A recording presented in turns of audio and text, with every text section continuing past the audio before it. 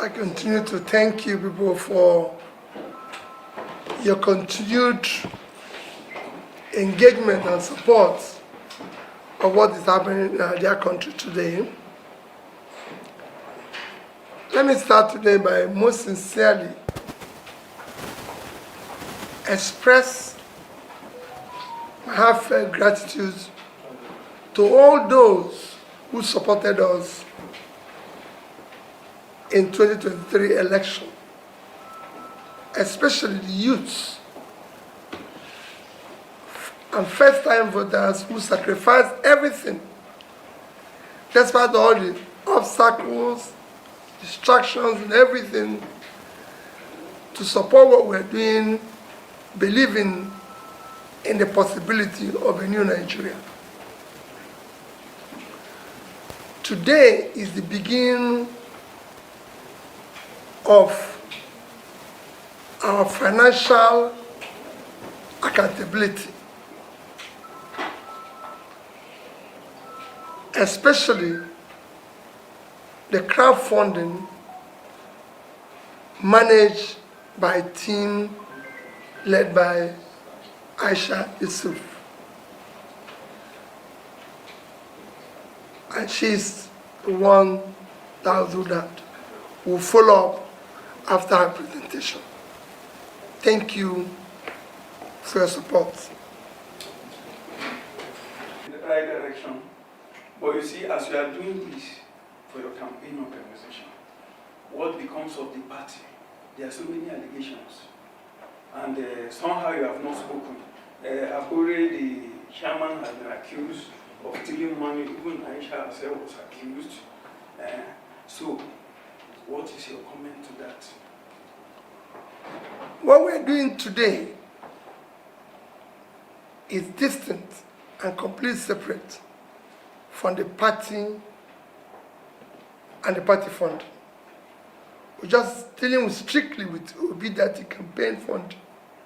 And I've told everybody that whatever we received, directly, indirectly, will be accounted for transparently. For the party, I'm a member of the party, and they have chosen to say I'm the leader. What we need to do in the party, and I discuss it with the leadership, is that we must now appoint a reputable audit firm to audit and be able to deal with the accounting of the party. When I'm involved with anywhere money is, it must be transparently nice. So there's the allegation and counter allegation now that must be thoroughly investigated and verified. And we'll reconcile it and know exactly what we're doing. That is for a party. What we're doing here is accounting for the campaign.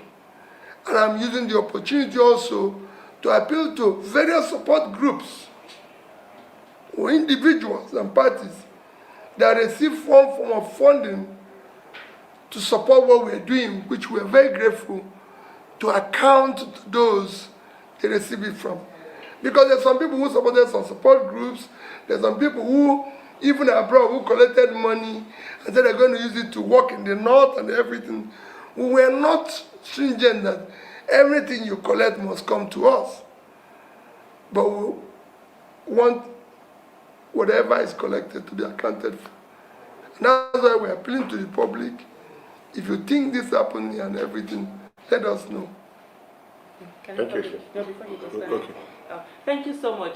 Because I just saw part of the question was also directed at me on the issue of allegation of monies being misappropriated. So the first thing is that every donation that we collected under the Baba Ahmed campaign were paid directly into the campaign account. And I can categorically state here, there is no Nigerian, living or dead, who gave Aisha Yusufu a single kobo. Not at all. Even His Excellency that we were doing anything for would not give us anything to collect. He had to pay into his account. So for us, we're very strict. I'm sure you heard what Mr. Century did talk about. We're very strict in terms of ensuring that everything, we're skeptical. We put ourselves on the line and ensure that every dime that was collected was paid into it. Just to give a little bit of an experience, there were some people who wanted to give money directly, and I didn't collect. There were some who even reported me to His Excellency, Mr. Peter Obi, sitting right there. So there is no money, but if there's anyone that has any money somewhere, please, we really want to let them come forward. We love that. Thank you. Okay. Okay. Party official were asked, they said they were not going to talk about it because it involved you. So from what she said, They were not going to talk about it. Because it involves me. Yes. Okay. So that's the true side of it. Thank you very much. Let me start by what you said. Why do I have to wait till now? You're talking about the Labour Party issue. I want us to again understand we have two distinct positions. You're talking about Labour Party, am I right? Labour Party account. I don't think I will say, am I right? Yes. Yeah, with the Labour Party. I don't think I waited too long. The election was conducted when? February last year. Thereafter, went into litigation, which ended up when? In November. So, I couldn't have been going to court and be talking about Labour Party accounts. And after ending that, we're in December, which is when we started even recovering from all the activities of being in campaign from 2022, ending in end of 2023. And we're just in first quarter of 2024. I don't think this has happened before with any party in Nigeria counting this quick. Tell me one.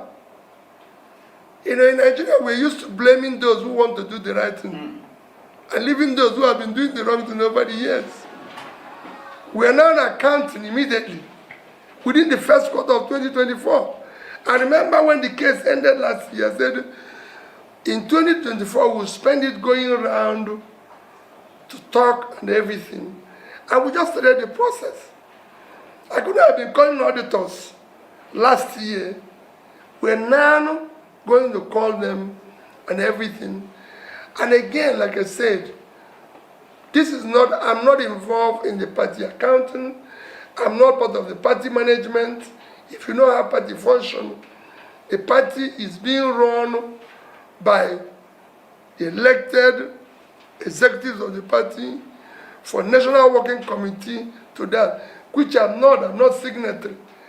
Even the account campaign and anything, I'm not signatory to any. I'm not signatory to any group account. Everything is being managed. The ones people gave me, I paid it into one account or the other, which was properly managed. Because I know there will be a day like this. And I assure you, we will account for everything. That's why we are calling on every member of the public, local, international, and everything, who have a lead to where he thinks these billions and millions we are paid into or given to somebody cash. And I must say, thank you to Aisha, because what she said here is in order. I've had people who have come to me and said, oh, we went to Aisha to give her this money. She said she doesn't want to take money. Listen, I will always say to them, well, listen, pay for this for us. Pay for. People actually supported us more in kind than in cash. Because we had people who paid for our logistics, transport, flights, this, that, paid. Which we're very grateful. And we're going to go to them to say thank you. But it's important. For the labor one, I've told you how we're going to solve it. We're not going to solve it by saying, she said, he said. We now have an independent person who will tell us which way forward. Good afternoon, good evening to you all. It's good to be back here again. Happy weekend to every one of you right there. I appreciate you all. I've tried my best acknowledging almost everybody already. Mother of all Mommy Diaspora, good evening to you, Mommy. Thank you very much for all you do. Thank you very much, Abo Azi. I can see you right there. Thank you. I appreciate you all. Oyinze, thank you very much for joining us. God bless you all. Kate Amarose, Eva Line, Madam Tusabe, Victory all the way, Madam Bella Naomi, many others. Stella Afeni, now God bless you, my people. Happy weekend to every one of you. Guys, help us to press on the like button, help us to share as well. Emmanuel Chuk just coming in. All right, now hear from Mr. Peter Obi. This is the first time we are seeing this. Seeing the presidential candidate coming out to talk about the expenditure of the 2023 election. We've not seen this auditing before. I'm not sure because I've not seen the APC coming out to do this or PDP. This is the first time. And for those of you that were saying that, oh, it took too long, Peter Obi are still not, most especially Omoyele Sowore, because I don't see him so many times we don't talk that part. I disagree with him on that. Peter Obi just made that clear now. How do you expect me to start talking about this when litigation ended in November? And that one sank into me. I don't know about you. November was just 2 months ago here. Or I'll be 3 months ago here. So it finished, litigation ended in November. Everybody was still in shock that Supreme Court did this. So let's assume the shock took everybody to December. December, the rehabilitation and everything, putting things together. Then celebration of Christmas and New Year. Then January is already here. So this is the right time. It's the right time. There's no way Peter Obi would have been addressing, all these things. Amoyele Sowore continue to post it everywhere. Peter up till now, Peter Obi have not addressed how much he receive and all that. And some of the satanic APC people, come on, guys, let's be realistic to ourselves. Mr. Peter Obi just said something, we are good in questioning those that is transparent, but fear not.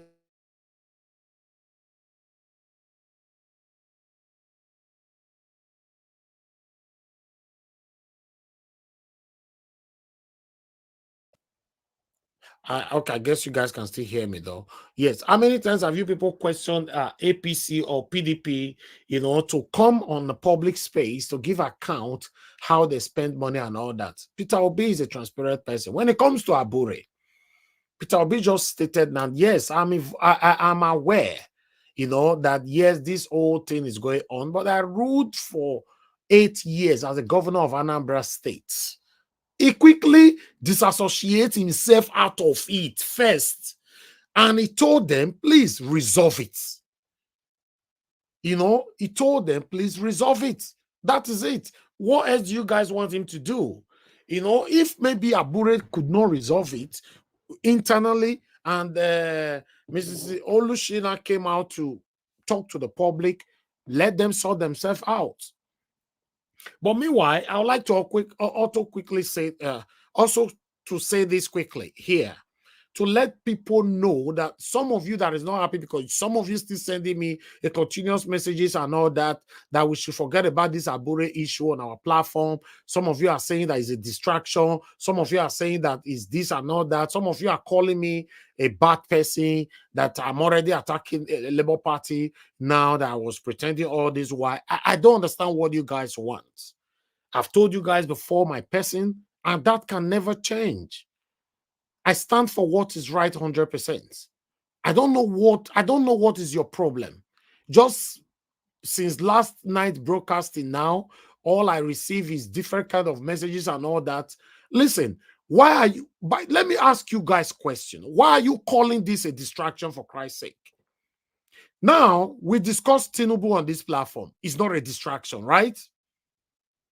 We discussed Atiku on this platform. It's not a distraction. So it gets to Labour Party and Julius Abure now. Automatically, we are now having a distraction.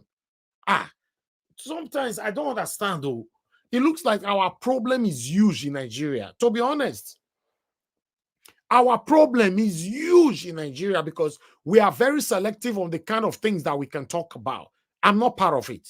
Like I've said before, if you are part of these people and you don't want to join our panel anymore, please, goodbye. Goodbye. You can't change me. My platform is not selective. My platform is not the kind of a platform when I select the people I want to talk about. I've said this so many times. If I disobeyed my own father's party to support Mr. Peter Obi, who are you? And I'll make this categorically clear. My mother is here every day with me. The day any of you will find my mom in any kind of fraudulent activities, don't talk to her, bring it to me, and within 24 hours, I did not present it on this platform, call me a biased person. I'm saying this, mommy diaspora. I know I'm not supposed to say this because sometimes I talk about my dad, some of you not getting it. I'm making this categorically clear. Any of you that have kind of connection, affiliation, or whatever with mommy diaspora, the day you will find any criminality with her name, with her, directly or affiliation or otherwise, I'm telling you, send it to me. And if I did not address it on this platform within 24 hours, then label me as a biased person. So what makes Abure different? What makes Labour Party different? Tinubu belongs to APC. Peter Obi belongs to Labour Party. Currently, Labour Party is dragging themselves of criminality. Oh, you don't want me to talk about it? Hypocrisy is just everywhere. Okay, tell me now. I want to ask some of you on this platform. How are you even better than Tinubu now? Tell me. Are you guys losing my voice? I don't understand. Which one? Your voice is back, your voice is gone. Can you guys hear me? Is anything wrong with my presentation? Please, someone put it there. Your voice is back, your voice is here. Your voice, I don't understand. That's distracting me from my monologue right now.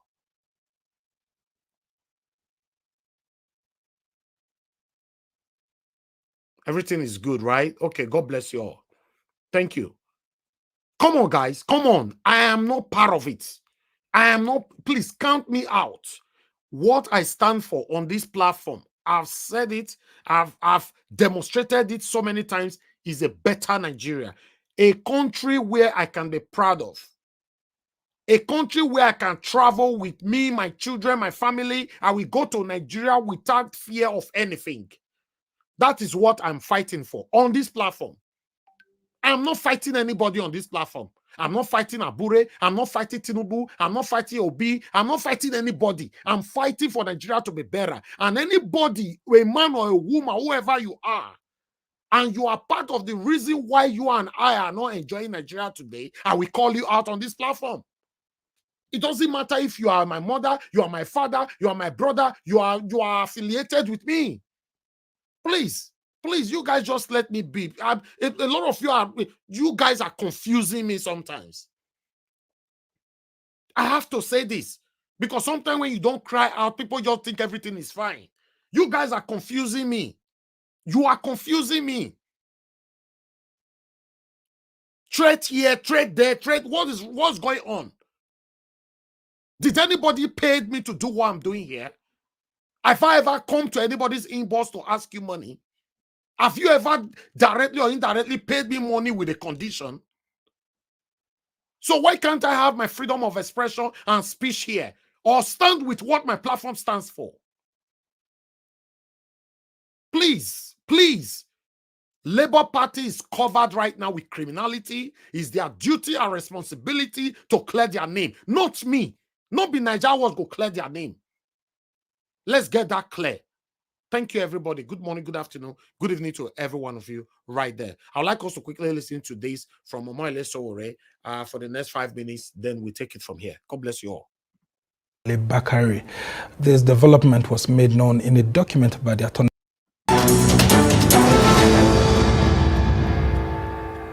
The federal government has declared its intention to discontinue the treasonable felony case instituted against the publisher of Sahara Reporters, Omoyele Sowore, and his co-defendant, Olawale Bakari. This development was made known in a document by the Attorney General of the Federation and Minister of Justice, Lateef Fagbemi, the document addressed to the Federal High Court in Abuja. Meanwhile, the trial judge, Justice Emeka Nwite of the Federal High Court, threatened to strike out the over 4-year-long treasonable felony case if the federal government did not take it serious. The judge also urged the federal government's prosecution team to get its act together following the inability of the federal government's counsel to make clear the arguments. Showore was arrested by DSS operatives at midnight on August 3, 2019, 2 days before a planned #RevolutionNow protest tagged, quote, Days of Rage, convened by the pro-democracy activists and slated for August 5, 2019. Well, that man, Omoyele Showore, joins us right now. He's a pro-democracy activist and the former presidential candidate of the African Action Congress, AAC. Thank you so much for joining us. Thank you for bringing me. Should we call this a Valentine's Day gift? I mean, because it happened on Wednesday, which happened to be the Valentine's Day. So is this President Tinubu's gift to you? No, I don't accept gifts from people in government. Okay. That would amount to accepting bribes. Okay. Yes. Interesting submission. Now we've seen this case starting. I remember that after all the trials and tribulations having been sent to the DSS facility, you were released, I think, on December 24, 2019. Yeah, I remember that day. I mean, I was just rushing somewhere and I was just told to come to the DSS facility that you were going to be released. And we came there and we're shocked, actually, that you will be released because we heard it was all treasonable charges slammed against you. How did you take all these charges? Because, I mean, a treasonable charge or offense is one of the highest offenses in the land. Well, I was released twice, if you remember. Yeah. And the first time I was released, the next day we were in court, I was abducted in front of a judge.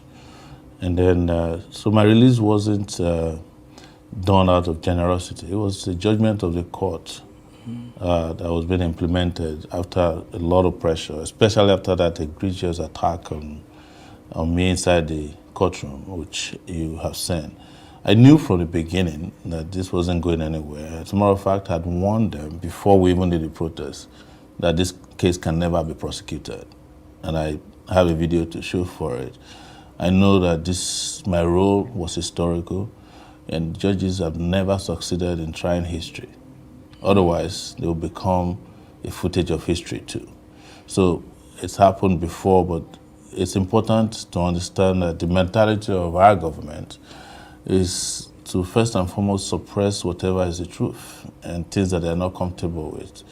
And the particular government of former President Buhari was notorious for this. He ruined a lot of lives, destroyed the economy, and did everything to ensure that this country did not survive him. But some of us did not survive him as well.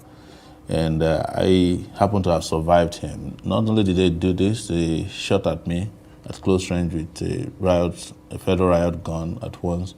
If you see the scar on my face was broken midnight of a Passover night in 2021 by the police in Abuja here. I was attacked several times by state-sponsored thugs.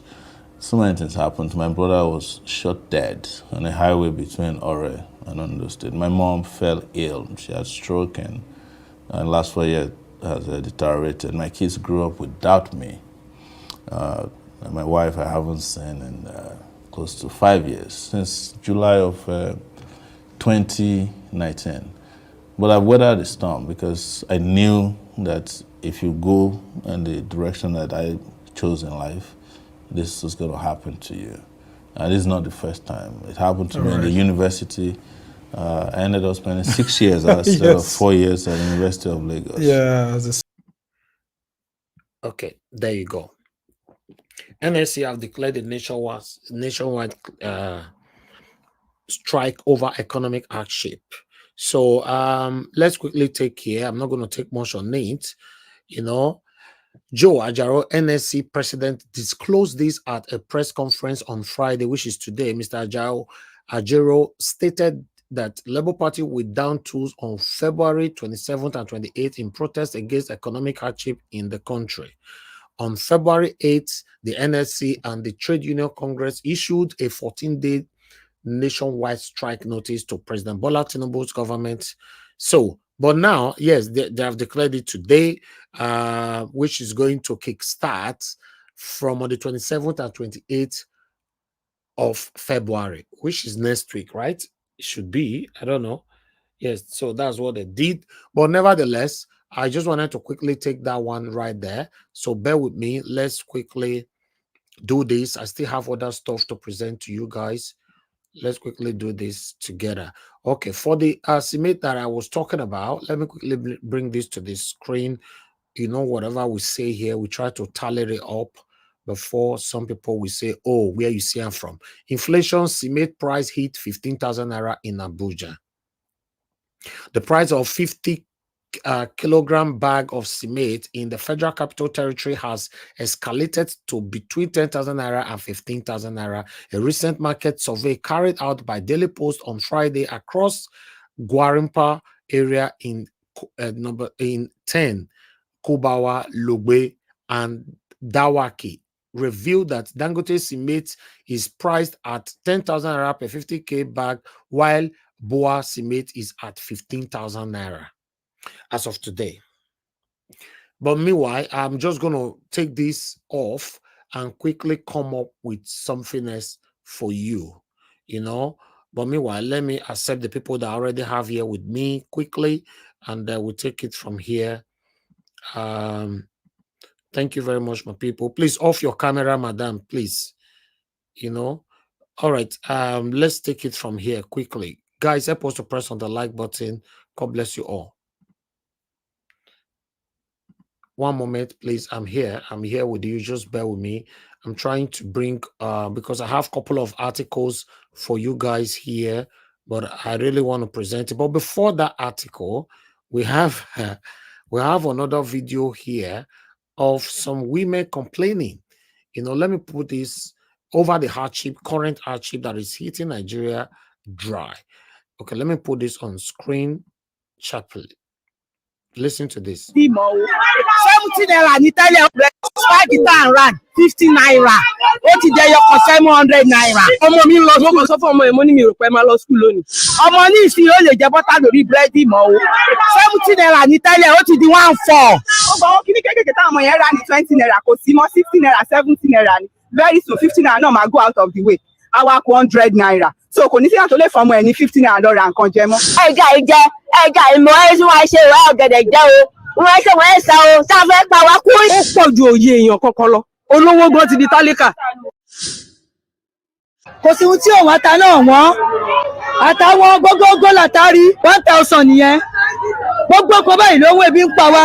ẹ̀wà hó 120 ní ìlàjì tí mo lọ rà ní 50. gaari rèé o ẹ̀yin ọmọ nàìjíríà ẹni méjì rè kú nísàlẹ̀ ọjà lánàá gbogbo ti wà dé rèé ẹjẹ́ bá wa bẹ̀ wọ́n ẹ bá wa rọ̀ wọ́n kó torí Ọlọ́run. 700 là ń rà níṣẹ́ ó ti di 2005 nǹkan tí ò ń ṣe nǹkan jíjẹ o. tẹ́lẹ̀tẹ́lẹ̀ 1000 là ń rà níṣẹ́ ó ti di 5000 6000. ẹjọ́ ti wọ́n jù o a rà ju 8000 lọ tẹ́lẹ̀ o ó ti di 30,000 sandini 120 padi sandini 120 o kò tẹ 50,000 tí o gbèsè pọ̀ jù lẹ́ o gbèsè pọ̀ lọ́wọ́ gbowó ìjọba yà á rí ìdápadà o. gbogbo àwọn kíní kékèké táwọn ọmọ yẹn rà ní 20 naira kò sí mọ́ 60 naira 70 naira ni very soon 50 naira náà máa go out of the way àwa kó 100 naira so kò ní sí àtúnlẹ̀ fọmọ ẹ̀ ní 50 naira lọ ra nǹkan jẹ mọ́. they should just try and help us kọ́ má jẹ́ kí àwọn èèyàn kan máa kú untimely death because àìmọ̀ èèyàn ní pressure ti wà lórí ẹ̀ tó bá ẹ̀wọ̀ ẹ̀yẹ kan náà nǹkan sí kò surprise fún wọn ó má dàbẹ́ ní pé kán grip ẹ̀ ni. tọ́lá gbé báàgì dání báyìí máa jágbá mọ́ ara wa níbi ń pa wọ́n so kọ́ máa wá ń ṣe sí o ó lè ju o. tẹ́lẹ̀tẹ́lẹ̀ 25,000 là ń ra ta o ata ti di 80,000 nísìnyí o ata gan tí wọ́n ju ráìsì lọ báyìí o ká máa fi 200,000 ra ta mẹ́ta ó ti pọ̀ ju o. ìjọba àná tàbí tí ló fi ráìsì sí o ráìsì 70,000 ṣàánú wa o gbogbo ẹni rẹ̀ kẹwàá rẹ̀ papọ̀ kọ́ ṣàánú wa o ebi ń pa wá ní Nàìjíríà o.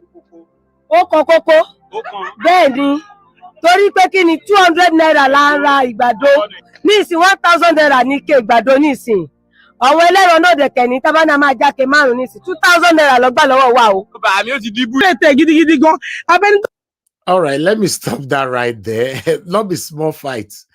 Now they go on right there. You know, for those of you that understand Yoruba, understand what is going on right there. It's very, very sad. Very, very, very, very sad. But meanwhile, I would like us to move on. We have another one that I would like to quickly bring to your screen. Bear with me, guys. We literally just have articles now, than something else. So the IPOB have sent message to Tinubu. So I'd like to quickly bring this on screen as well. We are going to start talking in the next 5 minutes maximum, so please just bear with me and let's take this quickly. As you can see right there, reduced cost of cement, lift ban on Ebeto, IPOP test Tinubu. So I'd like to quickly take this. The indigenous people of Biafra, IPOP, has called on President Bola Ahmed Tinubu to lift the ban on Ebeto cement and reduce the cost of cement in the country. So I'm just going to leave that one right there. That's the title coming from Vanguard. So like I said, I don't want to take too much time presenting any so much of these articles here. But despite that, we've talked about the NLC already,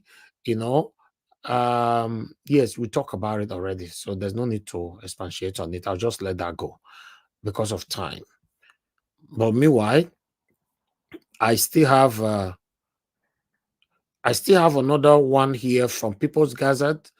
We have a, hold on, guys, bear with me. We're almost there, please. Sometimes I feel guilty that I'm taking your time. Please just understand with me. Okay, you can see that one right there. Tinubu will deliver good governance, prosperity in Nigeria as he did in Lagos. Bagadu, now he talk this one. I believe that is the man. I don't know him before. The Minister of Budget and Economic Planning, Atiku Bagadu, has urged Nigerians to remain hopeful, saying President Bola Tinubu policies to transform the country were already yielding results. He talked for long ago, but I'll just leave that one there. Now, so we see him. I just thought I should bring it to you as well. Bear with me, guys. Let me quickly. I think I still have just one more to go. We're almost there. Okay, yeah. I'm done. Finally. So thank you very much, my people. I'm just going to leave the rest right there. Although I still have some, but I'm just going to skip it. I appreciate every one of you right there and for your time with us. So I'm going to repost a link again for those of you that want to join us so that you can come in now. Good morning, good afternoon, good evening to every one of you. May God bless you all. But I'm going to start with callers first. Thank you very much. Thank you very much, Mr. Ben. Thanks for calling in. Good evening to you. Please talk to us. Hello. Good afternoon, Mawale. I greet every members of the panel. I was watching the videos and your presentation. I just shake my head. All those women, complaining, shouting that things are expensive in the markets. Now those same women, now them vote for Tinubu. Now then they shout, Emilokon. Now then they shout on your mandate which shall stand, I mean, because of the little bribe where they give them, but they don't understand. See, those money where they bribe and take put this person, that money after a while it go depreciate and things could be very expensive. They don't know that one out. That their belay infrastructure at the time. Now they think about. Now things don't hard for everybody now. They're shouting, they're complaining. The damage has already been done. They go live with that reality for the next 8 years because Tinubu will do second term. I don't see how we go do second time because he could put all the machinery in place to ensure, say, he gets there for the second time, and it will get worse. You get what I'm saying? The other man, your first video that you posted, the man was talking about Tinubu will do this, Tinubu will do that. You see, men like that, now them, they be the reflection of the society, the reflection of the people. That man, now a perfect example of how most people, elderly men and women in Nigeria, they think they don't get any kind of foresight. They don't get any kind of mind to revolutionize how the country fortunes go be. So they have to live with that reality. That's it. These are bad now, and they have to live with it. The only way things can end if everybody decide to speak with one language. Until we do that, nothing will work. I agree very much. Sir. Thank you. Thank you very much. Thank you. I'll take on another call quickly. Thank you very much, Mr. Innocent. Thank you for calling in, sir. Good evening to you. Please talk to us. Yes, thank you, my brother. Elvis. Thank you very much. Yes, I just finished, watching, your presentation, and then I was also listening to Arise News and all the other couple of, news and all the things that are going on in the country. I'm really, helpless, and I'm really, clueless. Okay, we on your panel, and not only on your panel. People have been saying, Nigerians, when when they are ready, they will take their country back. They will rise and take their country back. Now, there are a couple of, hitting the street. There was one in Kano. There was there was one in Jos. Okay, and there was one other freakful one that that happened in Port Harcourt. Those women calling for electricity, and their case is, oh, they don't have sex at night, which is, to me, is very irrelevant for this situation. Now, these people that are calling saying, oh, the price of food is high, this and that, this and that. Now, my thing is that I've sit here, thinking, if these people that are coming out demonstrating and eventually they leave, the demonstration ends. That of Kano has ended. That of Jos has ended. The one in Cross River, in Port Harcourt, that one has ended. Now, there are other ones that will come and go. Now, my thinking, I sit here and I'm saying, if this, coming out in the street stays, consistent, which for me, I don't see how it will be, national. People do it here and there. There was one in Ogun State, there and all that. Then after that, we don't hear any more about this. Say, they are consistent, and then it's nationwide. My thing is that how would they change this government if they keep coming out and stays consistent? Now, does it mean that when they come in the street and stay in the street every day for maybe, let's say, 2 weeks, 3 weeks, and then they are meant to stay there regardless? How would they think? My question is, I don't know. How would they make this government change? Would they make this, does it mean that this government will just leave because people have been demonstrating daily for a month? They just say, okay, we are leaving. Then you are leaving. The House of Assembly, would they leave? The House of Representatives, would they leave? So, I'm here thinking, can anybody, in your panel, please, I'm not asking you to tell me, but you may have your suggestion. How would this government be changed? This is my thing. Okay, thank you. How would they change? I don't know. I don't know if anybody has an answer to that. The best that we can do is what we are doing right now. You cannot change a constituted government. How are you going to change a constituted government? Is the law that put him there. He was sworn in. So I don't know how you plan to remove him. So please let people do what they are doing. You cannot initiate how they will change. Are you talking about changing government here? How are you going to change it? Please, you tell us. How do you want to change the government? No, that's what I'm saying too. And don't talk about changing the government, because there's no way to change a constituted government. How are you going to do that? But in other countries, when things happen like this, you see government, the government will resign. Yeah, okay. If you are talking about the resign, unfortunately, people know they resign for Nigeria. They prefer to die there. Exactly. Yes. Exactly. Thank you. That's what I'm saying. Maybe I will stop listening to TVs and all that. Maybe I'll just switch off anything. Yeah, that might help. Honestly, that might help, because the frustration is going on right now and is affecting everybody. Thank you. It's affecting me, and then I'm glued to you. I'm glued to your channel every time. My kids, I say, every time you're on this thing, It is pathetic. Thank you very much, sir. Thank you. God bless you. Thank you, sir. Thank you. Yes, sir. Thank you. All right, Madam Origin, thank you very much for calling in. Good evening to you, ma'am. Please talk to us. Hello, everyone. greet my Niger Watch family. Yes, we are glued here. We are not going anywhere. We will see this to the end. This Niger must change. Oh. I greet everyone. Mr. Niger Watch, God bless you. Thank you, ma'am. Our able panelists, I greet everyone. Mama Desperate, God bless you. And all the ninjas, everyone. There is this platform, this space is about one of the most important space in Nigeria today. Why I'm saying that is that yes, the man that spoke last, the frustration is there. We are all asking, trying to scratch our head. And that brings me to my submission today. You see, like I said, the change that is needed in Nigeria has never been more urgent than now. And I speak in the language that we are already moving forward. A new Nigeria is inevitable, either in wholeness or, in bits and pieces. Everybody to your tent, oh Israel.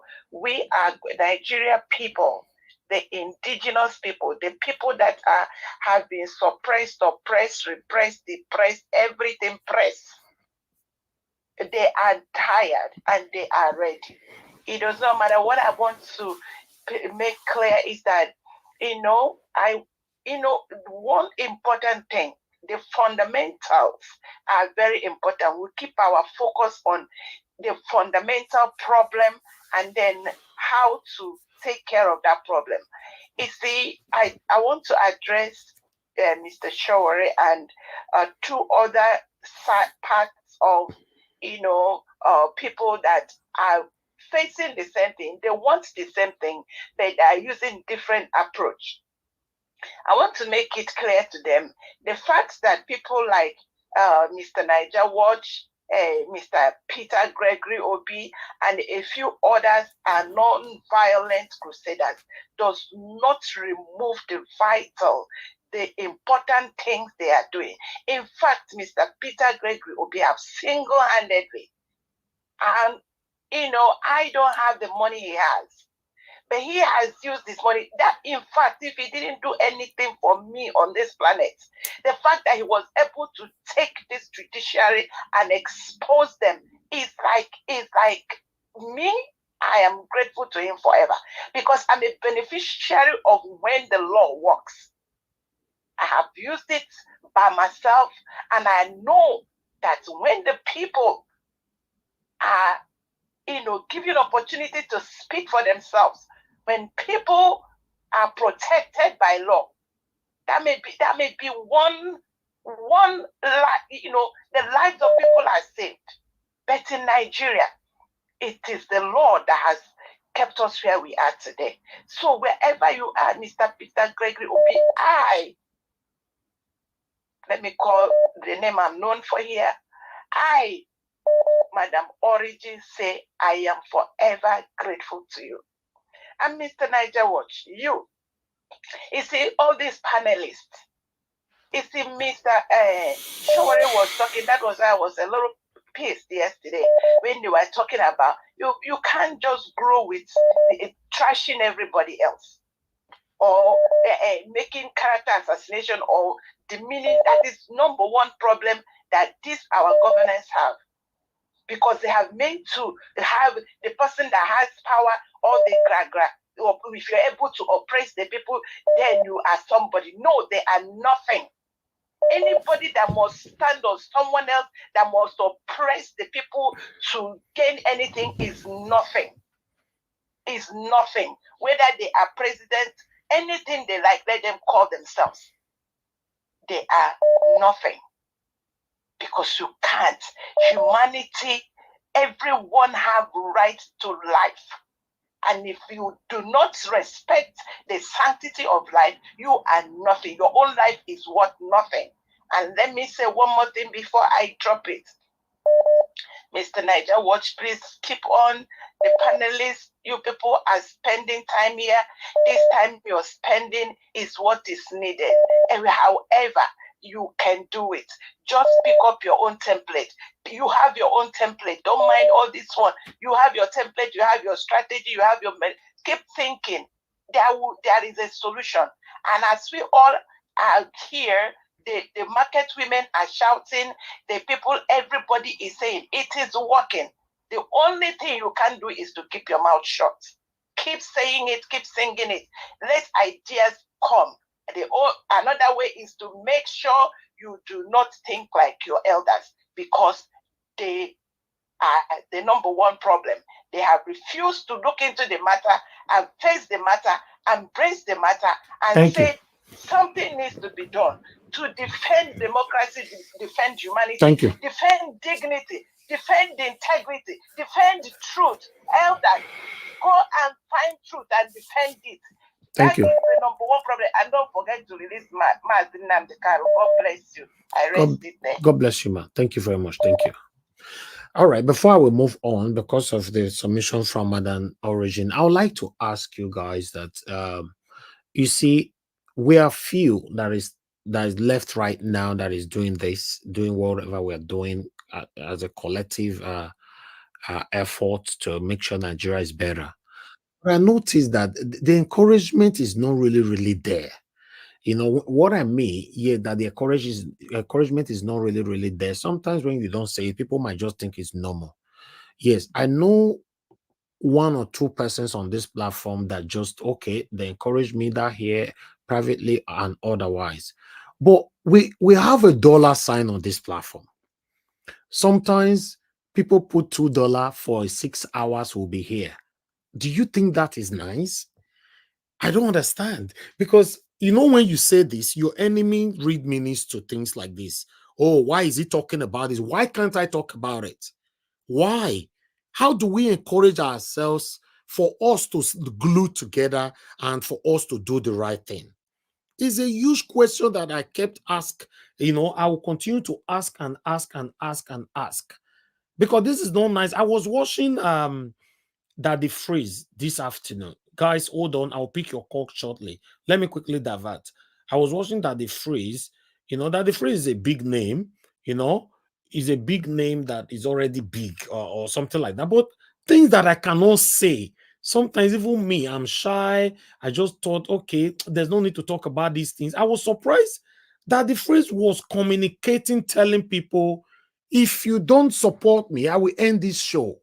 I was like, for Christ's sake, what is that the phrase even talking about? Is he talking about how Nigeria is going to be better or what? He's just talking about a normal thing. And people started supporting. So what are we doing on this platform? How are you going to encourage us? That's what I'm saying. Because you all are seeing it. The reason why YouTube put a dollar sign is to encourage live streamers, podcasters, to encourage them. If you read it, why is the dollar sign on the live stream? Is there. But sometimes we just see people will just be looking at you, you know, and listen, guys, like I've said, I don't have issue with this, but I still have issue with it. You know why? I can never change, never. But still, do you know why we find ourselves where we are today in Nigeria? Where you see everybody just want to quickly fight for themselves and move on. They are not interested how people feel. It's because we don't encourage ourselves. For example, now look at Peter Obi today. He's not the president of the Federal Republic of Nigeria. People are still insulting him. He's not the president. He's just an opposition. People still call his name out. They insult him. The video that I played from the beginning of this broadcast, he said, how come you guys are quick to question transparent people, but you cannot dare question the people that have put us where we are today? That was the statement of Mr. Peter Obi, and which is right. You see people who talk about rubbish on social media, people super chat them. So does it mean what we are doing here doesn't make sense? Maybe people should let us know. Maybe some people are just whiling away the time, enjoy the moment, but it doesn't really make sense. We can switch. Yes, I can switch to something else, do something else. I cannot turn to a bad person, but I can turn my platform to talk about something else. If I want to, but this is not me. I just wanted us to encourage ourselves. It's very, very important. Let's listen to 1 minute what this man was saying here. I think it was maybe 10 not minutes. pushing. So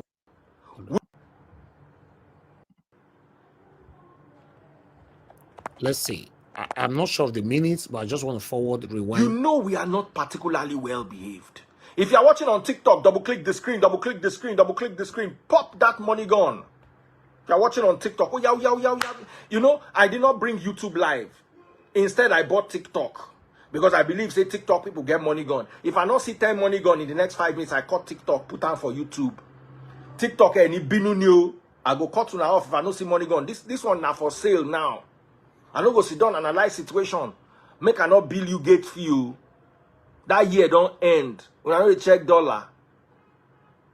Okay, now this man went on. I was like, because it's my first time really sitting down to watch him. I was like, me know if he do this thing for my channel, because everybody, come on, guys, come on, let's encourage our own. YouTube did not put $sign there.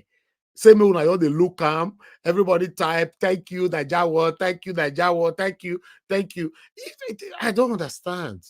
To be honest, sometimes it's good to speak. It's good to speak. It's not nice, to be honest, because I don't even know if what I'm doing is right, to be honest. Everybody call in, people on the comment section, you are doing what is right. But sometimes I ask myself, it doesn't look like. How do you encourage somebody? Sometimes we spend 6 hours here. My panelists beg for us to stay for another couple of hours. Yes, I was okay, let's do this. Please, I have seen a couple of people, even other people talking on channels, they ask money, and people, they shower them with money. It's only on this platform. You know, we are fighting for humanity, how we can have a better Nigeria. Don't you think I need to be encouraged in every angles, like my panelists are doing here, financially and otherwise? Yes, I'm saying this with full chest. If you are enemy, you are listening to us right now, you want to turn it in a different way, it's up to you. Yes, it's up to you, because it's not nice. Somebody comes here every blessed day. You will end a show. In most cases, you get 2 people super chatted you to $2 or $3, which I appreciate 100%. What about if you supported those people? If like 10 people or 20 people supported those people that gave me $2, that will go a long way. Encouragement matters a lot, my people. And I've discussed this before. And if you also check of the people who give me this money on this platform, let's be realistic. They are the same people. Are you telling me, because the people who super chat me on my platform are like, let's say 10 that we really know that are consistent. Whenever I put their name on air, you already know them. Like you see Judge Blue Share now, you already know him, right? You see Grant, you already know him. But what about other people that is watching? At the moment now, we have 600 people watching across. On Nigeria Watch, we have about almost 500 watching there, right? So what about these people where they watch so? Are you not happy with this, or you prefer a platform where people talk? Because what Daddy Freeze was talking about today, it doesn't have anything to do with our country. He's not interested. Daddy Freeze have never been on air to say, no, Nigerian government must do the right thing. He's not interested. And people are showering him with money. Then I'm beginning to ask myself, what do we want? I'm happy for him, but there's a big but. Like I said, I'll round up here. Don't let us continue to lose our own in a pretentious manner of, oh, we must fight. We need a new Nigeria. We need this. Nobody wants to help you to do that, because you are not ready. That's why you see everybody who campaigned for Mr. Peter Obi, 80% of them have converted to APC as we speak. Then why can't you value your own? Nigeria Watch, me, I particularly Elvis, I've been the same person of yesterday, today, and by God's grace forever, as the B for Bible. Nothing can change me, but sometimes it's good to speak out. But one thing I cannot guarantee you, I can change my platform, but I cannot change as a person. I can change my platform. I can start discussing something else tomorrow. Say, after all, this politics of a thing, they give me headache. I want to start bringing another topic here, build a new audience. You know, some of you will find it unusual and leave, and other audiences will replace you. That's how platforms works. When I started this, my journey of I started as a blogger and everything. I started more than 12 years ago. It wasn't this. I didn't start with politics. So everything swap. You swap. What you train your audience with is what they get used to. Yes, thank you very much, Just Blue Share. If it's gossip now and they're fighting themselves on social media, you will see 3,000 people will be watching us here. And it's the truth. 3,000 will be watching. Say, may una give me star. Make una press $, they'll be pressing it. And what they are doing is not meaningful to anything. The people that is doing something good, the same thing with some pastors, good pastors are facing. Go and check it. A truthful pastors, many of them are not doing well. Go do your research. You see that pastor where they lie. They are the one swimming in wealth. But we cannot train all of us to be like that. Come on. May God bless you all. I just wanted to talk about this to divert sometimes, because when I watched that today, I was like, wow, what is happening here? If Daddy Freeze is saying that he wants to end his show if they refuse to give him a super chat, that is ending it. They were begging him, okay, no, don't worry, we will give now. Let's encourage ourselves. In every endeavor, let's encourage ourselves. Let me go on this break before I start picking calls again. God bless you all. No more bad government in Nigeria. Nigeria what? The only media that have been consistent speaking against the bad government and for the purpose for reformers. Nigeria what,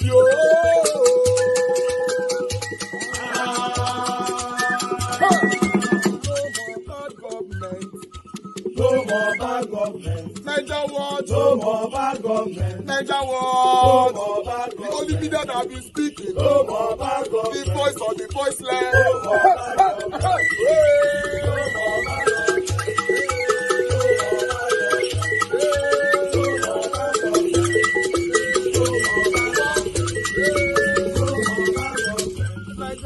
No more bad government. For the poor, no more bad government. Niger what? No more bad government. Niger what media?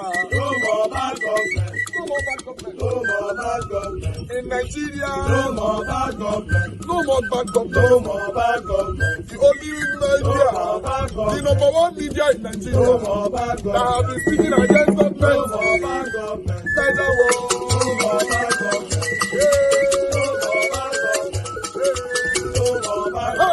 Niger what, The voice of the voiceless. The voice of the voiceless.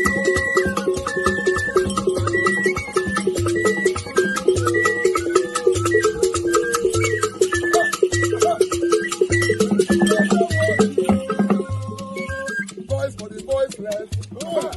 Voice for the voiceless. Niger what media? Voice for the voiceless. Niger watch media. The only media that have been speaking against bad government. Being consistency since 1944. Voice for the voiceless. Voice for the voiceless. Umuwame. Voice for the voiceless. Umuwame. Voice for the voiceless. Voice for the voiceless. Voice for the voiceless. Voice for the voiceless. Voice for the voiceless. Voice for the voiceless. Niger watch you.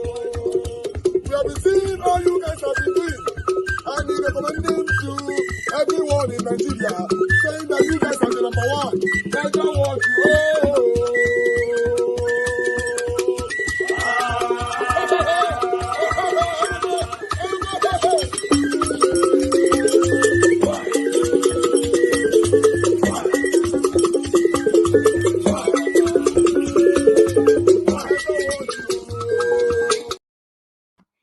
All right, guys, thank you very much. We are back again. May God bless every one of you that supported us right there, that just supported the channel. I want to appreciate you once again, George Blue Shell. Thank you very much, Grant. Thank you very much. I appreciate you, Ariomi. Thank you very much. God bless you. And thank you very much, Ben Osahon. Now God bless you, my people. Yes, please let's try to encourage ourselves. I know some people might still pick offense on that, but yes, sometimes it's good to speak. Just say it, because I'm a very patient person. I understand some people were part of my membership during the time of the election. We were having 14, I think about 16 people that were part of the membership during the time of the election. But immediately after November, where this thing all finished, almost everybody left. Only 4 left. There's only 4 remain now. I was like, why? You joined the membership, now you left. But that's fine. It's okay. But don't let us push ourselves away, especially when we find good ones. It happens in every angles of life. It doesn't have to be on this channel. Every angles of life. If you have a good husband today, you don't hold him, you might lose him someday. If you have a good wife today, you don't hold her properly, treat her well, you might lose her someday. The same thing with a child. If you cannot allow your child to confide in you, then you push your child to end up confiding in with your neighbor or friends outside. That is dangerous, right? So if you have a good employees, you don't hold them properly, you lose them. So it happens everywhere. Encouragement matters so much. All this house help we they see, they'll say house help don't kill Oga, God forbid. House help don't harm madam. House help don't do Oga pikin something. If you go check it, not all, but if you go check it, you get to find out that most of these house help, how Oga and madam they treat them. Or gateman or driver don't carry Oga car run. Driver don't do this. How Oga treat that driver or may guide or house help or anybody when they were working for them.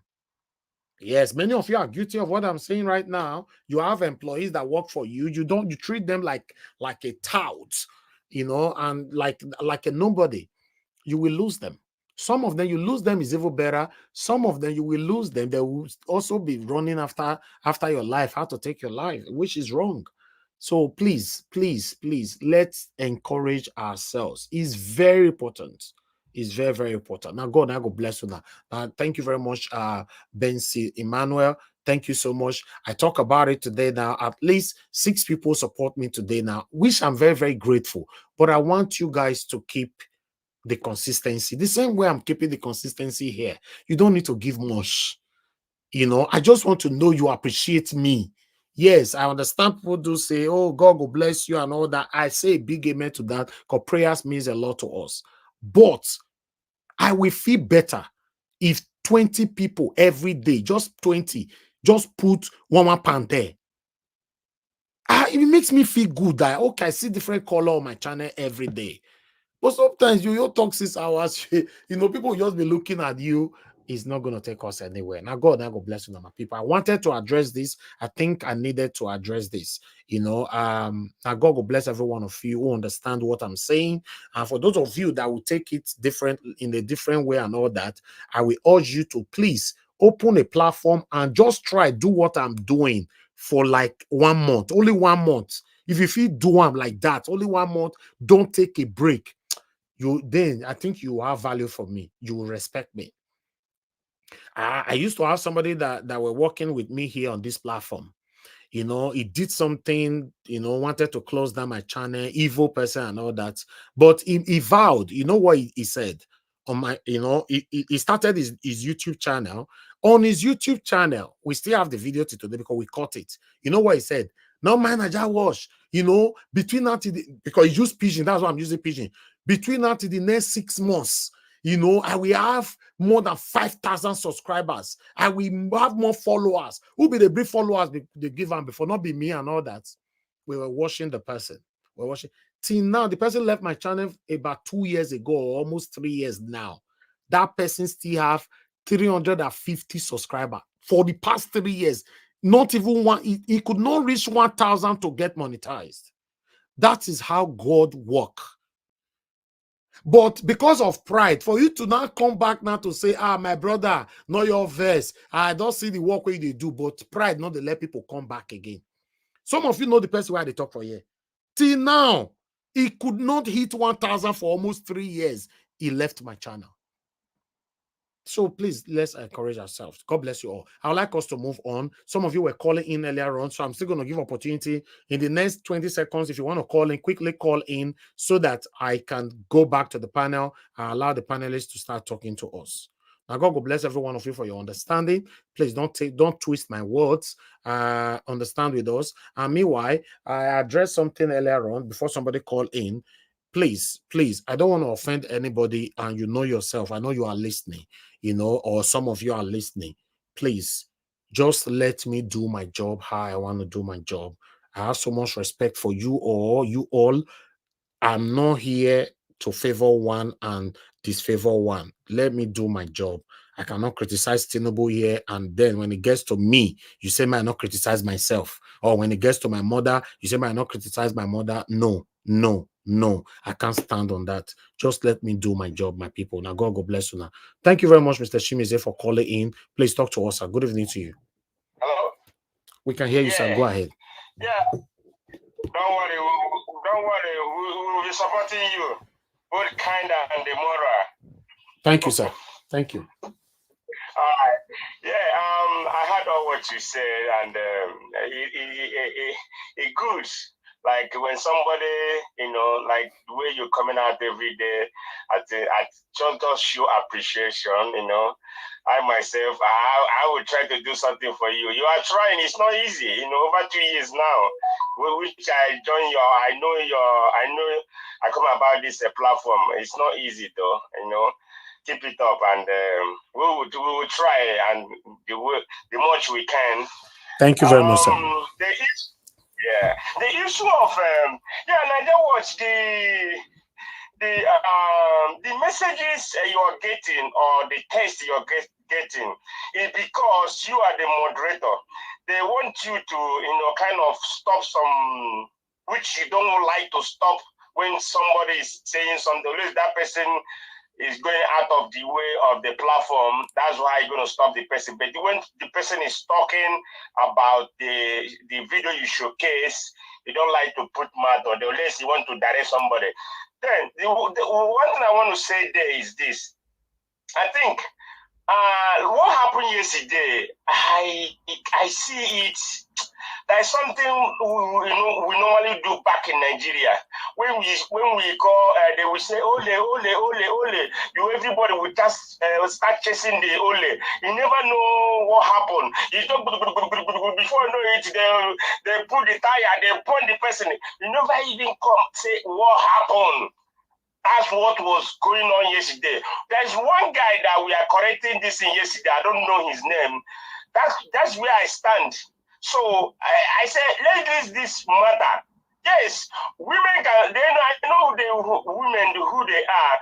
She already came out on the social Arise TV and say what she said. For us to wait.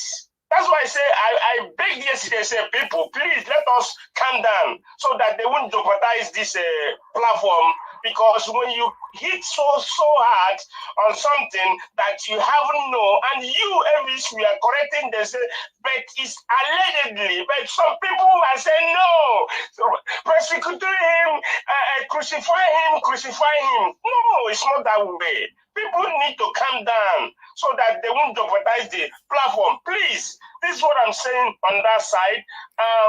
On issue of what P2B said. Yes, it's true that people you don't know, you just come out, so they eat money. Okay, look at that, what they say about Aisha Yusuf. When I think I heard when somebody they asked him, somebody asked her to bring account to put money. But the way she put it, she said it like the way it happens. The people twist it. Nigeria like to twist matter so that the party that they want to they want to buy, they want to buy Labour Party because of P2V. There's anybody, like the way Showore is going about it and the way so many people are going about it, that is not good. So we need to calm down in everything we are doing. Don't let us not run Thank too you. much. If you run too much, to eat something. Then, please, 1 minute. On the issue of people that say they are hungry. Yes, people are hungry. But me, these people that are crying they are hungry, this Emilio come 2027, they will still vote. I'm telling you, these people now, that I reach, they will say, oh, it's my brother. Thank you, Elvis. They will still say that. Thank you. Thank you, Elvis. Thank you, sir. Thank you very much. Thank you. All right. Before I pick another call, I want to address some comments here. Lighthouse, you are right. But the thing is that how do I teach people how to super chat? Where you comment from, before exactly where you are typing, there's a dollar sign there. I don't really know how to, except I need to go bring a video, how to click. We've done this so many times on this platform anyway. I don't know, to be honest. I just thought maybe it's just like this display here, for example. We've done so many display on this platform, telling people how to like. That is a display of liking.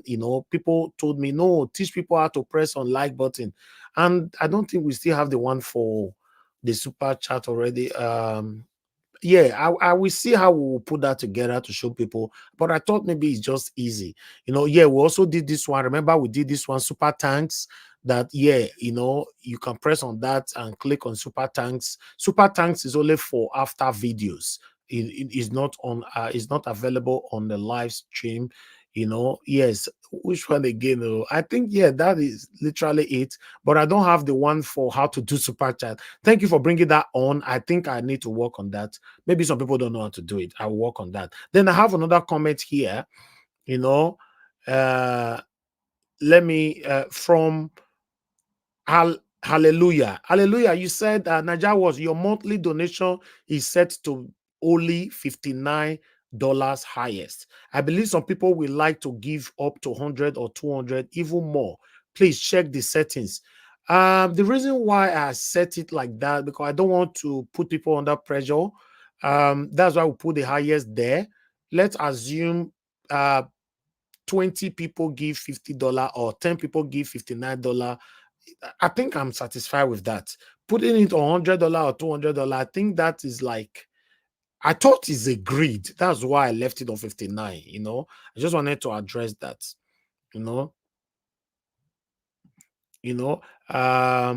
Why? Okay, let me. I think I have another comment. Okay, no other comment yet.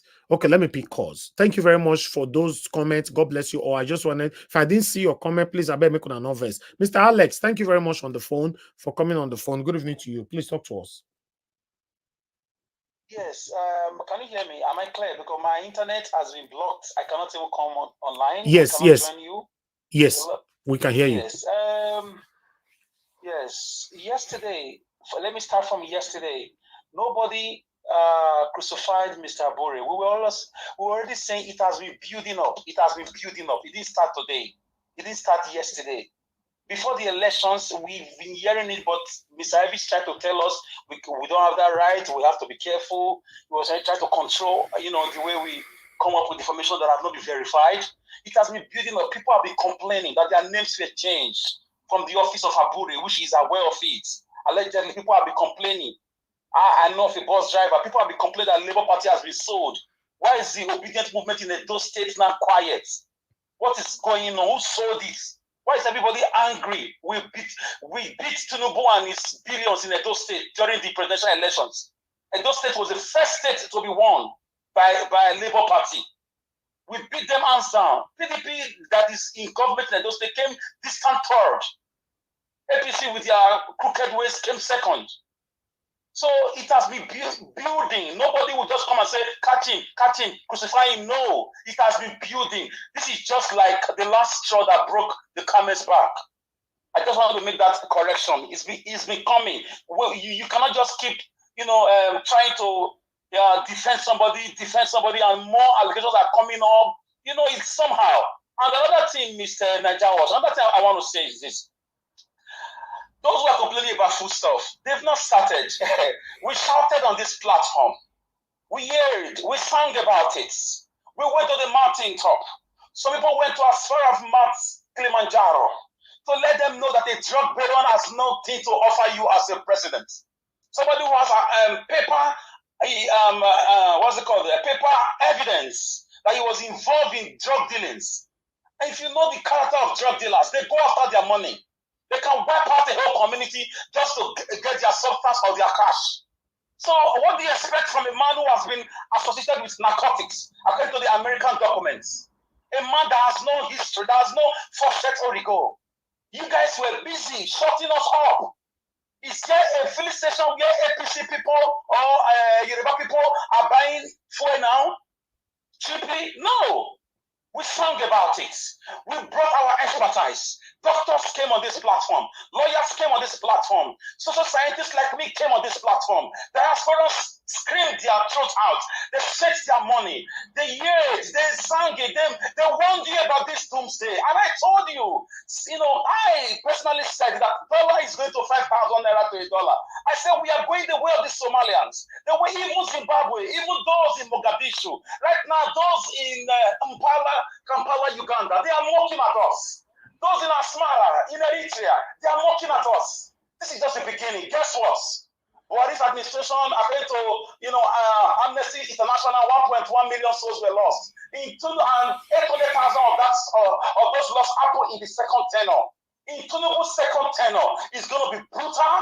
It's going to be very, very, very, very brutal because they are going that same way. Nigerians are better wake up. We tried our best. We did all we could do. We mobilized. We spent money. We spent our strength. We spent our time. Now that was God bless you and all the panelists who come here.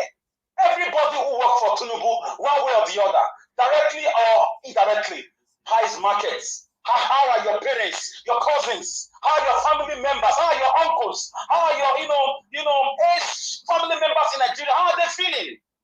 Still living in darkness. There is nothing going on to address darkness. That's how you know wicked people. So I want you to enjoy what you bought. I thank all those that voted. I thank all those that spoke up. Madam Rita, God bless you. Everybody that spoke up. Mommy Diaspora, Irish Finest, Yes Corner, everybody that spoke up. Everybody. I thank you. We did our best. There's nothing we can do. Yes, because of the character of our leader, we cannot do, violence. But we must keep letting them know that this is just the beginning. Sit down and enjoy what you bought. APC, PDP, INEC, everybody enjoy it. Professors that were acting as returning officers, line up and down, changing figures, enjoy it. Those that were going to the social media platforms to lie because of $1,000 or $200 you have been paid, enjoy it. Those who are attacking our internet, in fact, I say attacking our internet in my small community here, enjoy it. Your mother, your father, everybody is suffering the same thing. So you see that you throw the stone into the market, it has made your own family members. And this is just the beginning. Guess what? It's going to get worse. It's going to get worse. Hunger will bring us out. Mr. Nagawash, I want to thank you so much. We did our best. We won them. We sounded the warning. We preached about it. We sang about it. We shouted about it. We did everything. We cracked jokes about it. But they didn't listen. Mr. Peter Obi, wherever you are, thank you so much. I may not agree with you 100%, but at least 90, I can say 99% because you have exposed a lot of things. And the hunger is just starting. APC government that brought Buhari, they have come to let you know that Buhari ruled you with whips. We are coming with scorpion. A naira to $1 is going to go to 5,000 to 10,000 naira. A bag of rice will be chasing 200,000. Go to Nigeria's pre-election videos. You will see all our assertions, all our, all our postulations. They're all there. You hear Madam Rita screaming her voice. You hear everybody talking. Nigerians, don't do it, don't do it. But a lot of us paid deaf ear, and now we are all crying. Who are you crying to? We will all suffer it together. Thank you. Thank you very much. Thank you. God bless you, my brother. I appreciate you. Thank you. All right. I appreciate every one of you right there. I think Mr. Bright, you were calling in. I'm gonna quickly return your call. The last call I'm taking tonight because a lot of people called in. I think Mr. Bright, if you are there. Niger Watch, music is playing background. Music is not playing, sir. Is your end. No music is playing. No, right. It's playing. Niger Watch song is playing. No. Nothing is playing, sir. Nothing is playing. Is your end. Is only your fault. Nowhere music is playing. Please, we are hearing noise from you, Mr. Bright. Please talk to us. Good evening to you. Sorry, I called you earlier. Okay. Good evening, everyone. Can you talk now? Because we are hearing your baby. Yeah, I just wanted to ask a question. This administration, what has happened to the student loan? Please, I want somebody to answer that for me, please. What has been happening? Because we are almost going to March now. We have not heard anything about this student loan that the Tinubu wanted to give to the students. So what's happening? Because if they cannot attest for this student loan, it means that this government is not ready. Because if they cannot give that, tell me what else can they offer the people? If by now the student loan that we have been expecting, there is nothing on ground as regards of that student loan. Everybody has just forgotten about that. That is my question for today. Thank you. Thank you very much. Thank you. All right, callers, I'll come back to you guys. Please, I would like us to quickly go to the panel so that people can speak to us. But before that, I'd like to appreciate some of you super chatted us here. Thank you very much, Injedima. Thank you so much. Thank you, Peggy Modi. Thank you, Adola Wash. Thank you, Wama. Thank you, Peggy Modi once more. Peggy Modi, oh, you joined the membership. Thank you very much. God bless you. You've been there anyway. Thank you so much. God bless you. Thank you, Mr. Benson Emmanuel. Thank you, Ben Osahon once again. Oriomi Abdul once again. Grant once again. And Josh Blueshare once again. God bless you all, my wonderful people. Yes, while someone is giving a submission now, I'll see how I can bring a video to illustrate people how to give a super chat like you guys have instructed. You know, I thought maybe it's just something that is easy, but I'll see how I can do that. But let me call on Madam Patricia. Madam Patricia, thank you very much. You're the first on the panel today. Then I come to Madam Nena. Madam Patricia, if you're available, please talk to us, man. Good evening to you.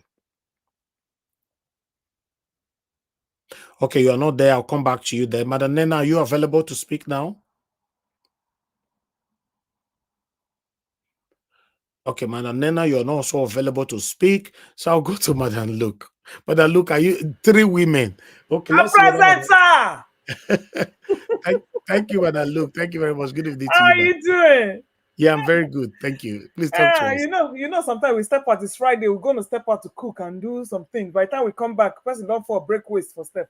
I know, and me, I'm here. That's what I was talking about just now. Me, I'm here 24/7, Saturday, Friday, every time. You see, First of all, hello, Mommy Diaspora. Hello, my wonderful panelists. Hello, my commentators and viewers at large. Thank you for having us, and thank you for making it the best platform ever. Mr. Niger Watch, you know, personally, that thing that you said had killed my spirit here for a very long time. I'm not going to lie to you. I'm somebody, even if I know I don't have, I make it look like I have, because that is the joy of living. If you cannot make it, you fake it. So this is it. When I came in, I was noticing, I was like, which kind of platform be this? You look at the place, you see beautiful faces, you see, I will be looking to see how much they charge. So I didn't want to be like the only one that would be like Madame Tuno or Madame Tuhab. And I don't want to make everybody come. Yeah, so it really killed my spirit. So I said, you know what? How can I do it that it will not be public? Because if you're the only one giving all the time, it can't be like, say, you know, even when you try to raise the bar a little bit, it could be like, say, So I said, you know what I was going to do? I'm just going to be sending my contributions through PayPal directly. Because sometimes I want to give more, but I'm going to look what people they do. I could say, I don't want a situation now when kidnappers will come my house and say, now here, central bank, they keep in dollar. So I just decided to maintain myself. But very you know, bad, honestly, very bad. It's a, you know what? I go to other platforms and see what they do there. I don't know. Mr. What's his name? I won't call his name. Has built a temple on this within 30 minutes of his GoFundMe or whatever he did. He realized the down payment and everything, and the studio is running now. If you see the kind of money we're calling, they come out for there. So I was looking at our audience. I was like, I don't know which kind of people be this. But anyway, having said that, you cannot give what you don't have, because I know times are rough and all fingers are not equal, but we can do better. Even me, I plan to do better, because I cannot say I'm enjoying something so much and I don't make it. I don't nurture it. I don't make it work. So we will do better, Mr. Niger Watch. We hear you and we promise we're going to do better. Okay? Thank you very much, man. God All bless you. right. We do appreciate you. Thank you. No problem. So going on to the matter at hand, we're still talking about hardship, bag of cement. Oh dear. Anyway, it's going to get worse before it gets better. We already know that. There's strikes looming everywhere. And I think Showore was celebrating somewhere. You don't have that there, but he was celebrating somewhere that he has been released after 5 years. And I was very touched. He hasn't seen his wife in 5 years. His children grew up without him for 5 years. You know, sometimes this life, I don't know. The injustice and inhumanity is so much. Tomorrow night, if the woman wakana, then go say, she'll abandon him in time of need.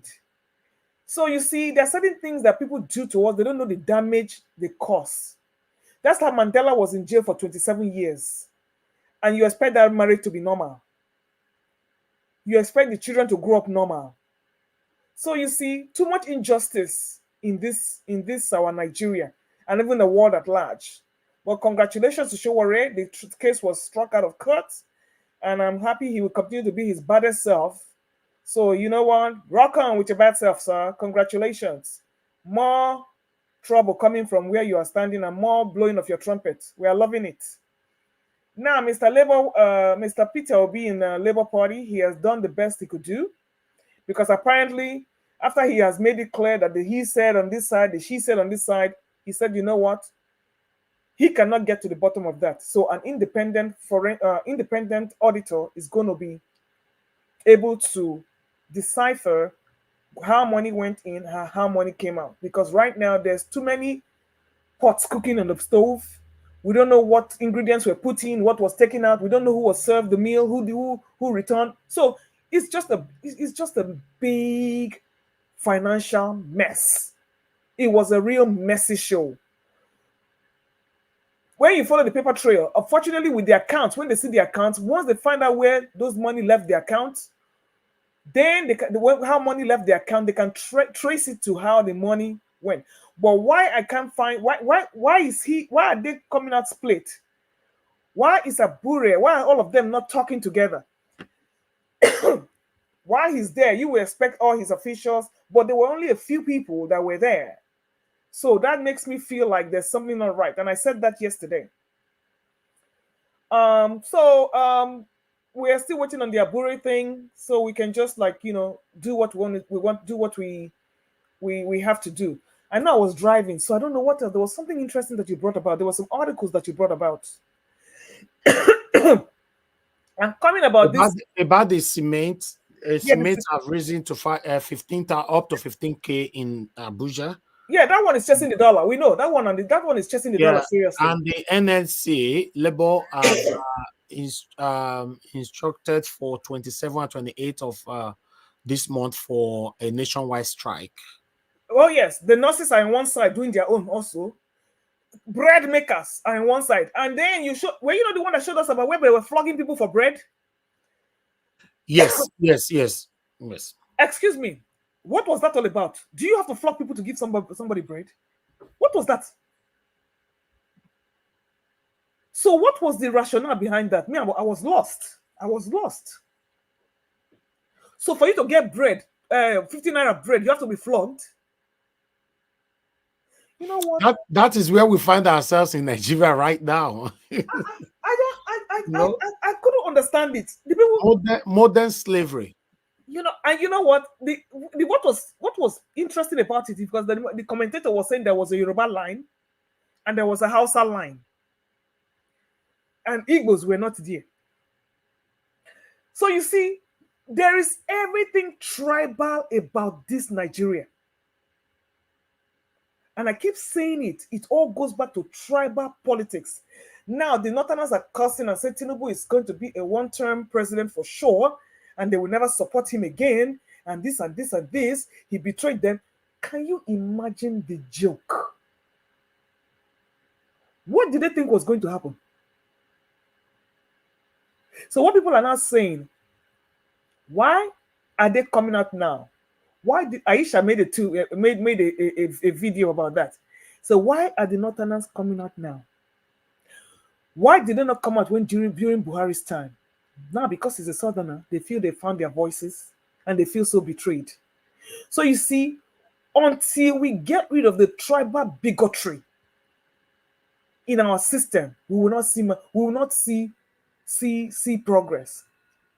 Because you have two sets of Nigeria practically, the West and the North. Anytime the people are in power, they will not complain. Now, in all fairness to the world, to the West and the North, not all of them. Haruna Goro is there. What's his name? Bode George is there, no matter however. And then the other guy that was Dele Farotimi is there. Falz is there. Mr. Falana is there. So not all of them. But you see, when it comes to power making, it's a regional disease. See a good man that came out to be president, rather than people support him. The powers that be, the elites, the satanic forces decided they were going to gang up and push him out. And look at them suffering now. I don't know if anybody saw a warehouse that was circulating on WhatsApp where somebody had stashed newly minted Naira notes in a warehouse. Mr. Latte, watch. This thing flew from the bottom of the floor to the rooftop of the warehouse. I saw it. I thought it was. Sorry, madam. Look, is that thing really cash or money? I mean, or food? I'm confused. Cash. Jesus. Cash. Newly minted notes. This is not old Naira notes, brand new that they had just printed. The people that were storing the warehouse were the people that took the clip. It had come straight from China. Newly minted notes. So that these are the people that will go and they will use to pour inside the market to devalue the Naira further. To make it look like we have money. So you see, I don't know. It's just so sad. By the time the bread sellers are going on strike, what the other one? Now did you see that one? They said that you'd made it. I think it was on Core Waves or one of them that said they should lift the ban on Ibeto cement. Can you believe up till now, Ibeto cement has been banned from sugar? They seized this factory, the sugar, the cement, everything. They gave everything to Dangote. You see why I keep saying that regional bigotry will kill us in this country? This started from Obasanjo's time. Regional bigotry will kill us in this country. And the marginalization of the Igbos continues. So I don't know what we're going to do from here. It's just bleak. I come up here every day hoping that I will have some insight. But next week is going to be interesting because by the time nurses are saying they're going on strike because of the inhumane verification processes that they have now. There's everything. But when I looked at the leader of the nurses organization, a midwife, it was a northern man. I don't know what he knows about such a thing. I don't even know what his background is. Can you imagine a Shariaist who does not even value education in his area coming to castrate the educational efforts of well-meaning Southerners so that all of them can be Amajeris like his people up there? That you cannot get a verification letter unless you have worked for 2 years, and you must get a good letter of standing from the CEO. I mean, the slavery continues. It goes on and on and on. I guess I will stop for now so that we're not many so we're going to have a good day today. So we're not many. So we can come back and revisit whatever is new. If you have new articles, so that way we can talk more. Thank you, my people.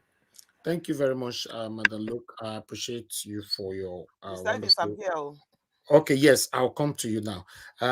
Thank you very much, Madam Luke, once again for your wonderful submission. I appreciate you always, always, always. Hopefully, we've talked about this today. A lot of people will change to know, to encourage us to do more for them. And for Yes. those, yes, Because you walk so sometimes when I hear your voice and okay, I'll give you people extra 1 hour. My heart go just they bleed. I go to look for mommy diaspora. I go say, hey God, hey, if this is my picking, I go they pinch him. I go say enter house. But you go on, you go on. You deserve to be paid. You deserve to be paid for your efforts. Even in the daytime, you will now rebroadcast. Ah no. It's your job, okay? And I know it's your calling and it's what you need to do. But since we're enjoying this place, we have to give all the support. So keep doing what you're doing. You even if I don't do membership, but I contribute in many, many ways because membership is ongoing. My own, I like to power. You are doing a lot. You are doing a. I was looking at my list and they were telling me, congratulations, this is your 10 power chat. And I'm like, wow, already? So you see, thank you. I will always give it where I have because I enjoy this platform. I can't wait to wake up to come here. So keep doing what you're doing. We are behind you. And yes, you need to remind us once in a while when we are slacking because these same people, every Sunday, they will carry their bags and go to church and give pastors to be buying private jets, which is fine. But you have to give what is Caesar to Caesar and you have to give what is God to God. Thank Keep you up very your good work. Thank you very much. God bless you, ma. I appreciate you. Thank you so much. All right. Before I call on Madam Nena, for me, more than another vessel, if I feel not do this video where I just try make I do how to super chat, you know, I not talk anything put una see for there. That is it right there, you know. That is the part where the dollar day. You know, go see that's where the dollar day for there. You see, and I beg Mr. Niger will drag the nothing, make it reach $5,000. Drag him. You know, so last that there the say for there. So if you click on it, it gives you these two options: super sticker and super chat. You see, super sticker and super chat. So you can click one of them, you know, so it comes up with this. Then you need to drag it to whatever you want to. If you drag it to £10, for example, depend on your currency. So I'm just only using £10. You see, it starts from $1.99, I guess. So if you drag it, it goes to $4.99. If you drag it again, go to $9.99. If you drag it again, it goes to $19.99, right? Then $49.99. Then it keeps moving on like that. Keep going to 500 or so, right? So depend what you want to do. You can drag it back again. Just click on it. Once you've put your card in, it's not going to ask you your card never again. You know, it's only once. You know, your card will be saved to Nigeria Watch, and it's safe 100%. If some of you are scared that I not put my card for there, YouTube doesn't scam anybody. If you put your card, it's not coming to me, it's going to YouTube. So now then they are the one in charge of where your card is going. So don't worry about that. You are safe. Nobody have ever complained over their card was scammed on YouTube. No, it's a secure platform. So yeah, I think that's the best illustration I can do. If I have another better one, I will do next time. For those of you that asked me to do that, I just try to do my best to bring it on. Now, God bless you, my people. I appreciate every one of you. Thank you very much, Chidima. I appreciate you. Grant, thanks once again. And God bless you, my people. So press on the like button, help us to share. Madam Nena, please, I'd like you to talk to us. Good evening to you. Yeah, good evening, Mr. Elvis. Thank you so much. Good evening, everyone on the platform. Good evening, good evening, good evening. For the first time, I've not really appreciated Mommy Diaspora. But Mr. Elvis, please, everybody forgive me. All this while, honestly, most times when I come in, I see this Mommy Diaspora. I keep asking myself, who is this woman that is always here? I didn't know it's your mom. Please, I appreciate, honestly, I appreciate you. I appreciate you. God bless the woman that gave birth to this amazing man. God bless you, ma. I never knew, honestly, because I always ask myself, like, this woman is always here. Once you enter, she's always the first person that will start greeting everybody, appreciating everyone. I'm like, when people greet, I never had the opportunity to ask who exactly is this person. I never knew it's your mom. Mommy, God bless you. God bless you. Just the same way I will appreciate the woman in this man's life that allowed him to do everything that he does every day. I want to appreciate you for giving birth to an amazing man. I'm sure you must be very proud of him, just like we are proud of him for being this great man, this man of, like when you talk of integrity, anytime I listen to Mr. Elvis, all I see to myself is this man is integrity personified, honestly, because if somebody who can just stand on the truth fearlessly, irrespective of everything. And when you were talking about people who were trolling you, asking you not to do this, not to say this, I made a comment, I said, don't mind, because don't mind those people. These people are the real destruction. Sometimes you ask yourself, what exactly does Nigerians even want? I don't see why anybody will even open their mouth to begin to say, you shouldn't discuss this, you shouldn't discuss that. If we don't discuss it, then what are we supposed to be discussing? The essence of this platform is to bring out what is ugly, talk about what is ugly, promote what is good. That is basically the essence. So irrespective of who is, where it's coming from or who is involved, it doesn't matter. P2B, Tinubu, Atiko, whoever. That is the essence of this platform. That is what it stands for. So, Mr. Elvis, I appreciate you for everything. God bless you, Madam Nena, for echoing that part, that area. Please, everybody should continue to echo that area, that we are not sentimental on this platform. We are not selective. Exactly. You cannot expect me to talk about Tinubu when it comes to my father or my mom. You know, say, me cannot talk him. It's not right. If it comes to Bure or Labour Party, I say, me cannot talk him. Please, please. If I get more threat again or any cautioning secretly, sir, madam, you are listening. I know you are listening. I will mention your name here, and a lot of people will be disappointed because you are known everywhere. Thank you. Yeah, thank you so much. I mean, if I hear today that in the process of this conversation, everything that's going on, that P2B is found wanting in one way or the other, for crying out loud, we go drag him. Because I mean, the essence of the whole thing is to make sure that the right things are promoted and the wrong things are criticized. That is the essence of it. So it doesn't matter who. Anyway, having said that, I just want to appreciate everybody. And I also want to echo Madam Luke said this about appreciating and everything. I know it's been a long time I did super chat last. It's been a while. It's been a while. So I mean, we need to wake up, we need to do what we have to do. I mean, Mr. Elvis, you really deserve every of the applaud and every of the appreciation that you can get, because it's not easy. I always say it here that for everybody that comes on this panel, there's one common denominator, and that is you.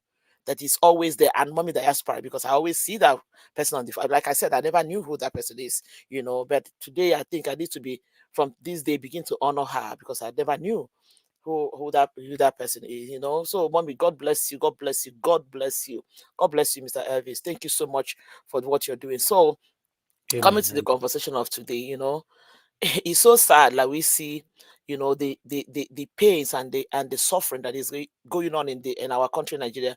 We can't help but to have our hearts bleed. Like when I saw that video about people who lined up, and just like Madam Luke said, when I saw that video, I think it was yesterday I saw that video about people who lined up. They said it was 100 naira bread that they were giving out. It's not even like they're giving the bread out freely, from what I understand. I stand to be corrected. I think they said the bread was being sold for 100 naira. I as against 1,000 naira, which bread is going for right now. 1,000 or thereabout, and bread is going for now.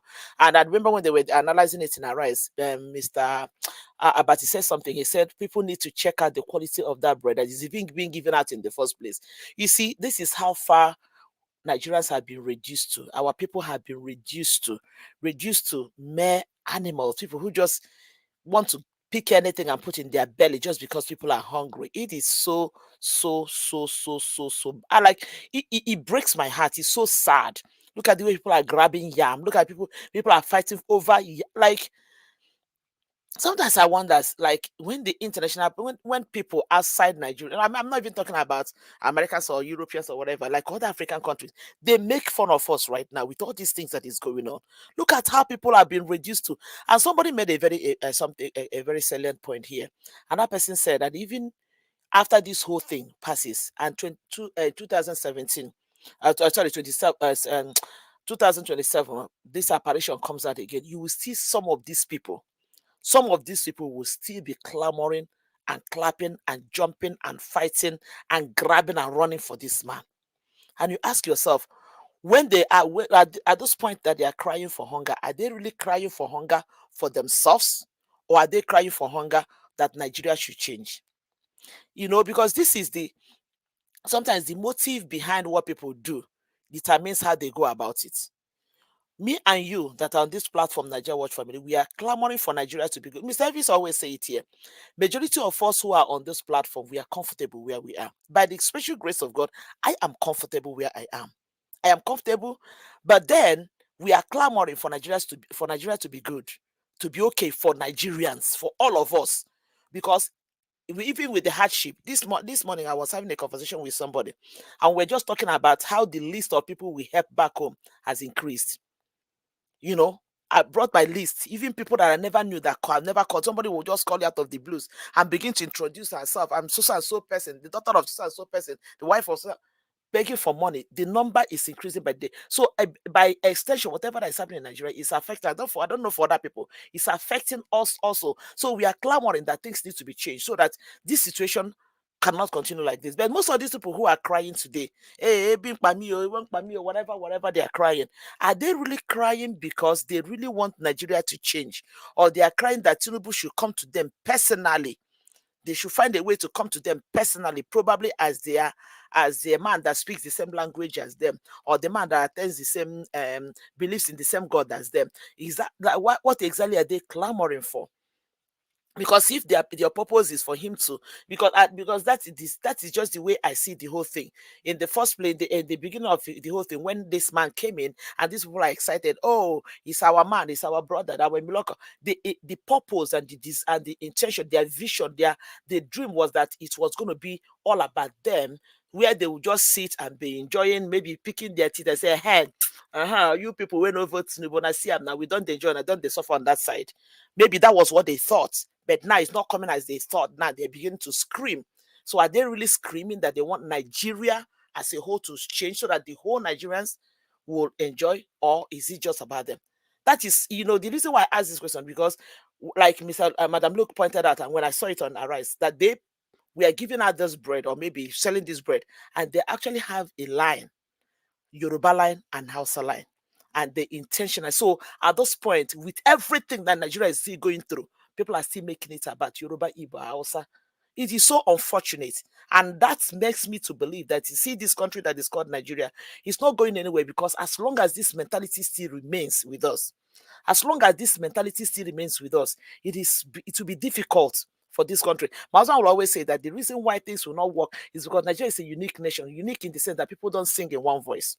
Check other countries where people come out to protest, people come out to, clamor for things. They come out with united force. But unfortunately, you don't see that united force in Nigeria. Go to the north today, people are burning Nigerian flag. They're doing whatever they're doing.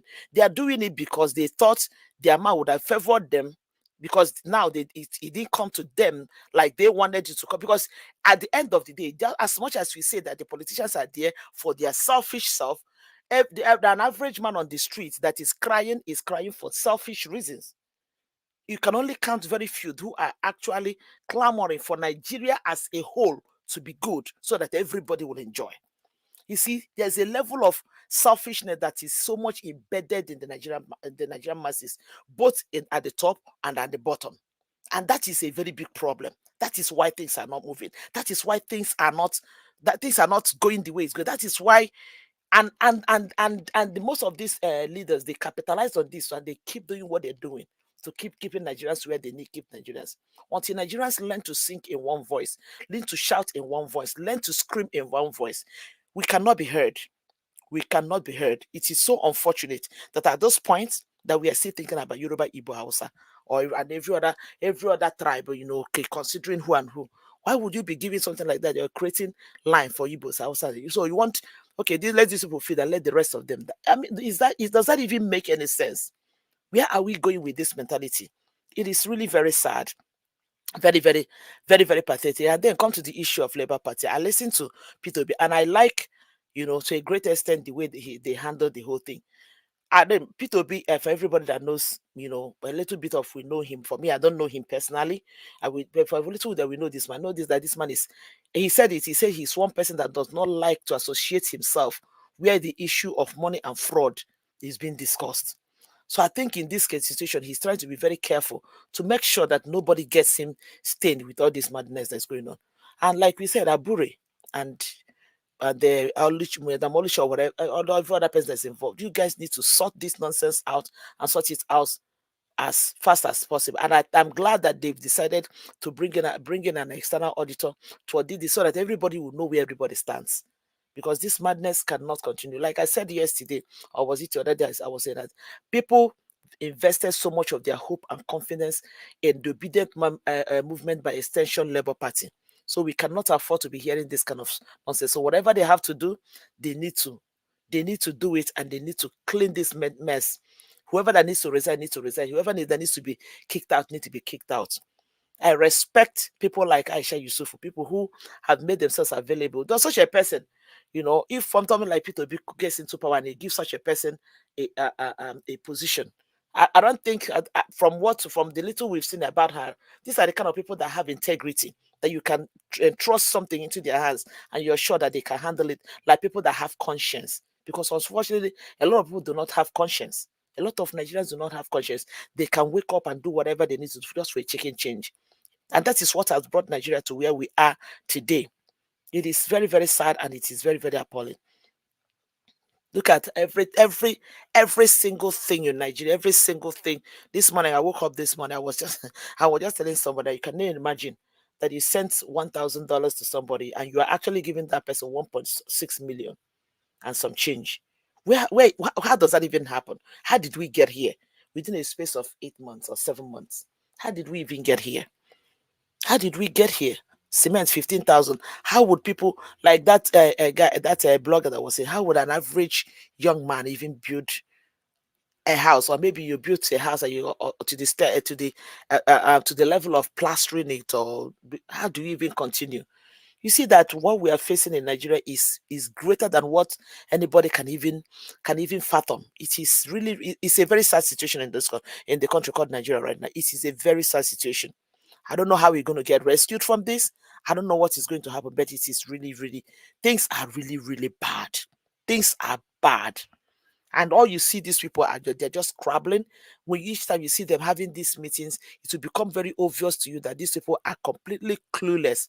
And one of the reasons I see in this people is that, first of all, these are people who went into power without even, first of all, they do not even have the intention of doing anything right. And the intention is not there, the willingness is not there, and then there's no blueprint for them to even do anything. So now, because everybody is clamoring, everybody is screaming, everybody is yelling, now they're trying to come, act as if they're coming together to just try to do everything, trial and error. They try this, because this it's not even in their nature in the first place to do anything right.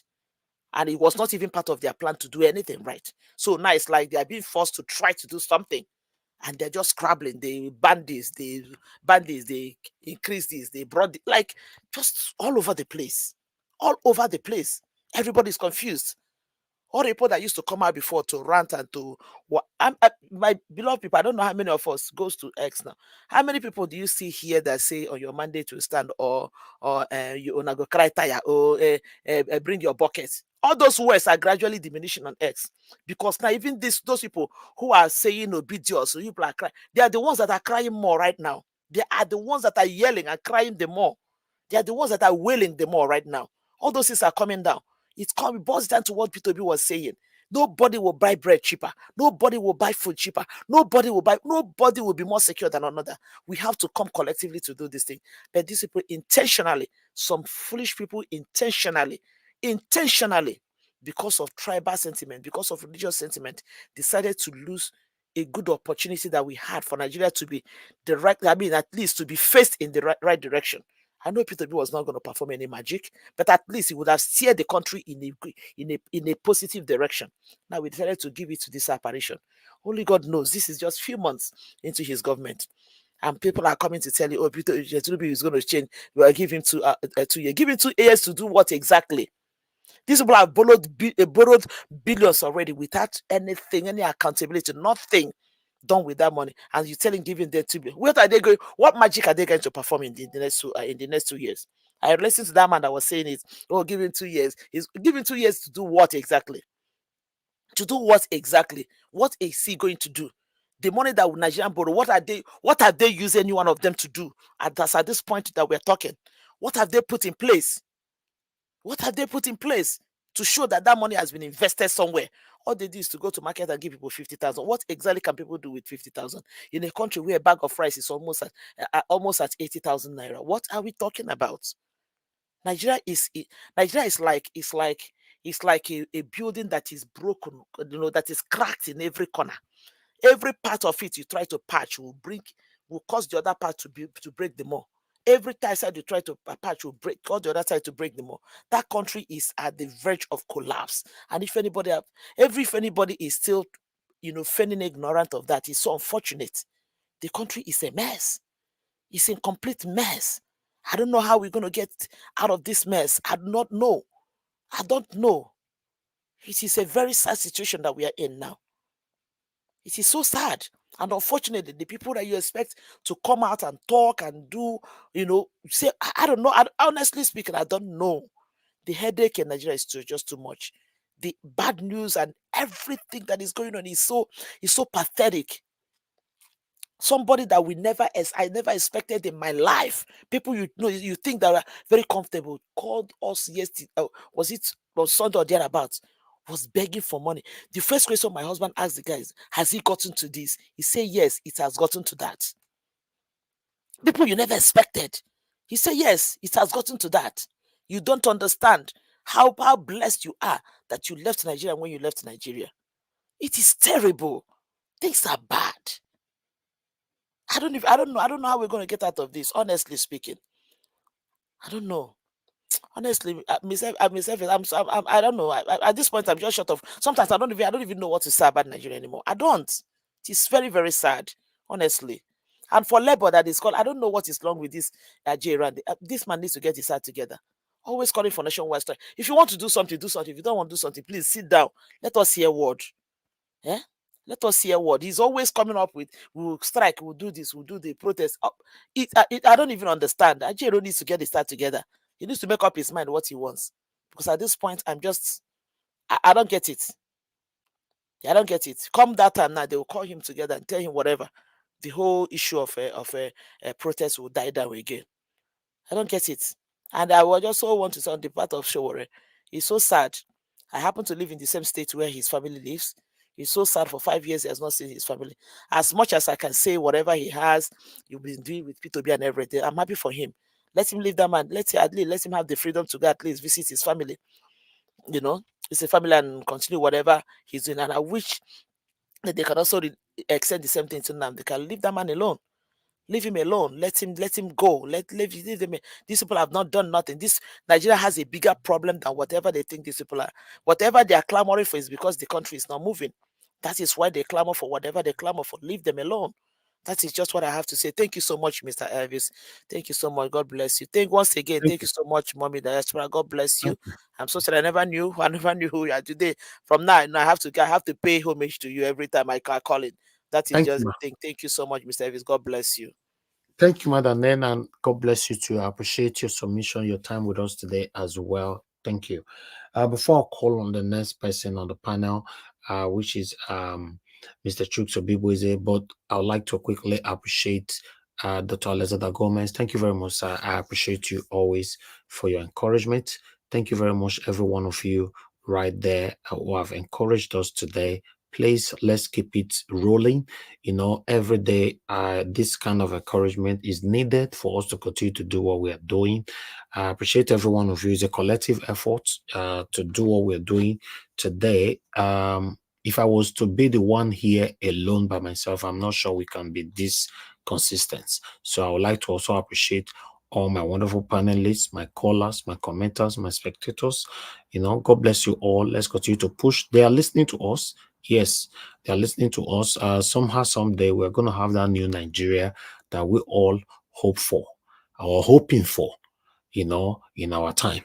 Thank you very much. Okay, let me quickly call on Mr. Chuks Obibueze. Sir, please unmute yourself. Talk to us. Good evening to you, sir. Thanks for your patience. Yeah, good evening, Mr. Elvis. Good evening, fellow panelists. Good evening, everybody watching us and those on the comment section. Yeah, Mr. Elvis, I just want to thank you for everything you've been doing. I joined the previous speakers to call upon ourselves to do better. We've not been doing better, and it was it, like I think the first speaker gave examples of some platforms where they don't even have to remind you or something like that. But out of pure love, people are doing it. I don't know what we did to them on this very platform. We know times are hard, but we can do better. I don't want to overflog it as previous speakers have said. Thank you, sir. It's I watched the intro videos you shared, where people were complaining and all that. Some of those faces you see there, I tell you, Mr. Elvis, I know those faces from one or two platforms where they go and shout Agbado, and in fact, most of them are completely confused. Some of them, when Obedient came up, they were on. Well, after the election, they say, let us move on. All kinds of things. Now hunger have come. We've seen them. They're back. This is the problem with Nigeria have. Many of us don't know the consequence of what we are doing. Elections have consequence. You see, every time you top print or you cast your vote, there's a consequence. So if you top print wrong, you're gonna bear the consequence. If you top print right, you're gonna enjoy the consequence as well. So most of these people, they just go out there, and I think it has to do with education as well. Nigeria might be rated as one of the highly educated countries, but we have so many educated fools. We can see it in most of the leaders, and they trickle down to people like us, people below us. Because if we are well informed, we will know that every action has consequence. And that's the greatest thing that is troubling in Nigeria. Most of those people you showed us their video there, they know what they are doing right now because it's all about hunger. When obedience sprung up, some of them who were obedient, they knew what they want because they want a better life. When Emiloko was declared, they exactly knew what they were doing because Nigeria is used to let us move on. And I've had, a series of conversations talking about if OB is right for not sending people on the street or this or that. Nobody is going to send you on the street. As they're hungry now, were they not out? Something must bring you out. So if stealing your mandate is not worthy enough, if it's not worthy enough to bring you out on the street, then so be it. So be it. You're not going to call for that. I am not going to call for that. Nobody's going to call for that. But when the time comes, that will happen. If they are not hungry enough to take their destiny in their hands, so be it. I'm affected, but not as much as they are. Because whatever that affects me today, even if it is my family, I can't kill myself for anybody. Each and every one of us have one life to live. There's so much you can sacrifice. Somebody like me, I can sacrifice, but it's got a limit as well. Because I understand life. I understand that I have only one life to live.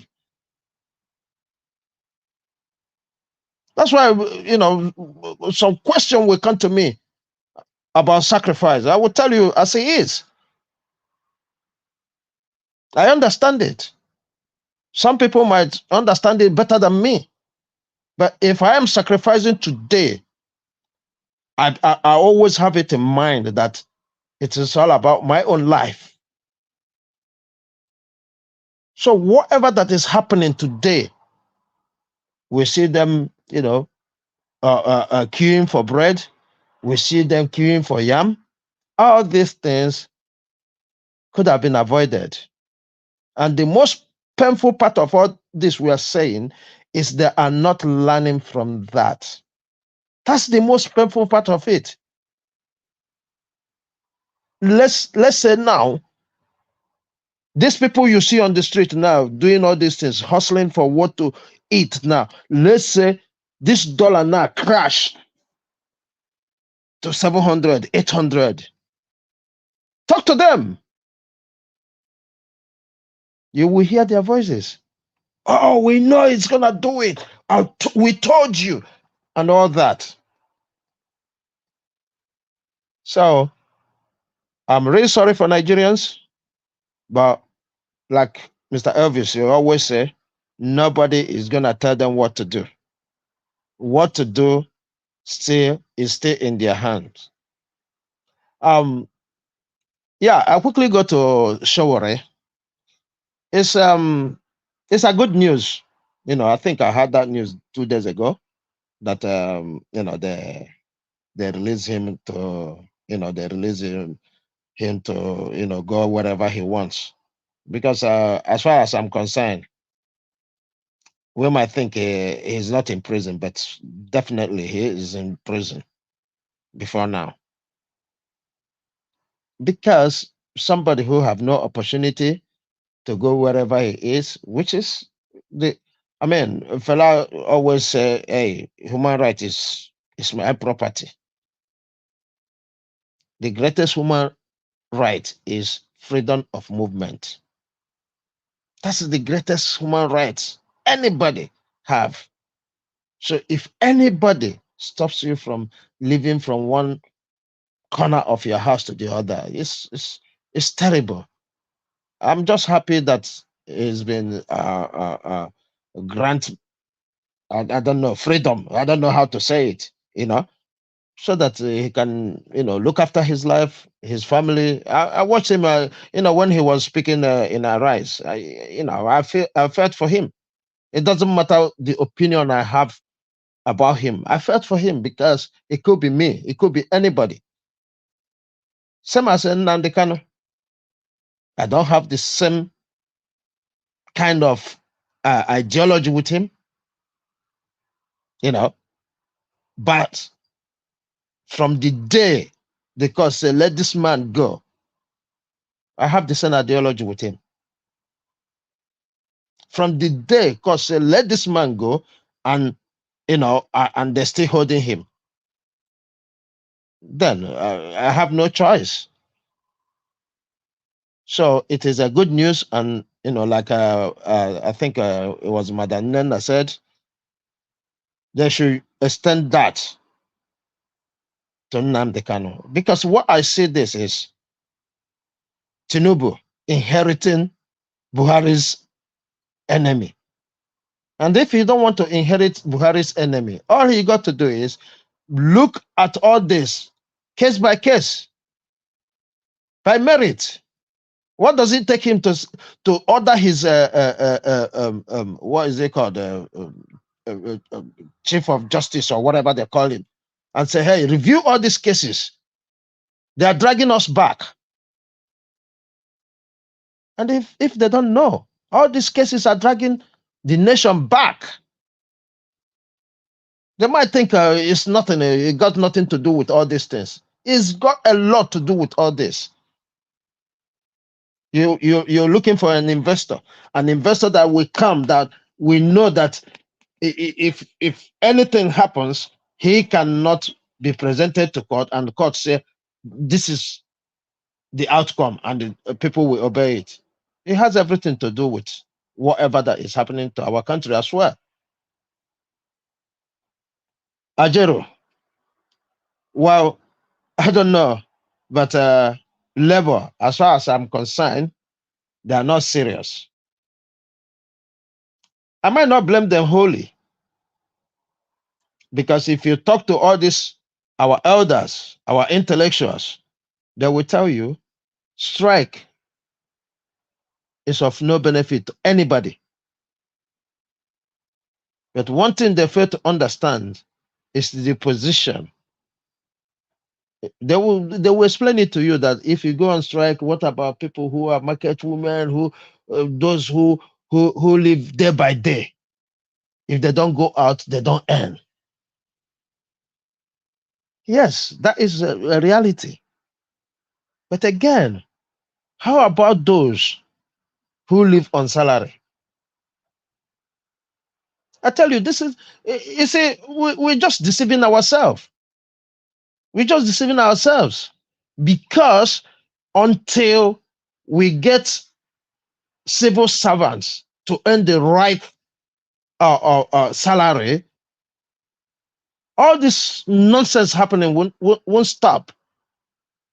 It won't stop, because if you don't earn the right salary, you must find ways to make it up where you work. That's simple reality. And that's why everything is going the way it's going. Look, even political parties, that people will come to use those who are in charge of one position or the other to gain another position. This is because they're hungry. If they receive the right salaries, you come to them, they will refuse, and nothing will happen. Nothing. But because they don't earn the right salary, they have to comply with whatever they tell them, because they need to eat. Same with our police, same with our military. Everything is like that. So until we fix the workers' wages, but like I said, I don't trust that they will go to strike. We have forgotten whenever they call for strike, because now is not even the right time to call for strike. It's way past. Because if they have called for strike last year when they were threatening to strike, I don't think the situation we are now, we will be there, because things must have, in one way or the other, changed. But then we listen to our intellectuals, our elders. They criticize them. They condemn them for threatening to go to. In fact, they went to court. They went to court. So, I mean, I can criticize labor. But again, when the people are not with you, you can't really do anything. If you go to the street, as we speak now, many are against this strike, because they tell you, what are we, are they feeding us? What are we going to do? That is the fact. So, but labor could have done better. We've seen it in the times of Shomole. They know the consequence. They know people will suffer within that time. But the outcome is what matters. They did it.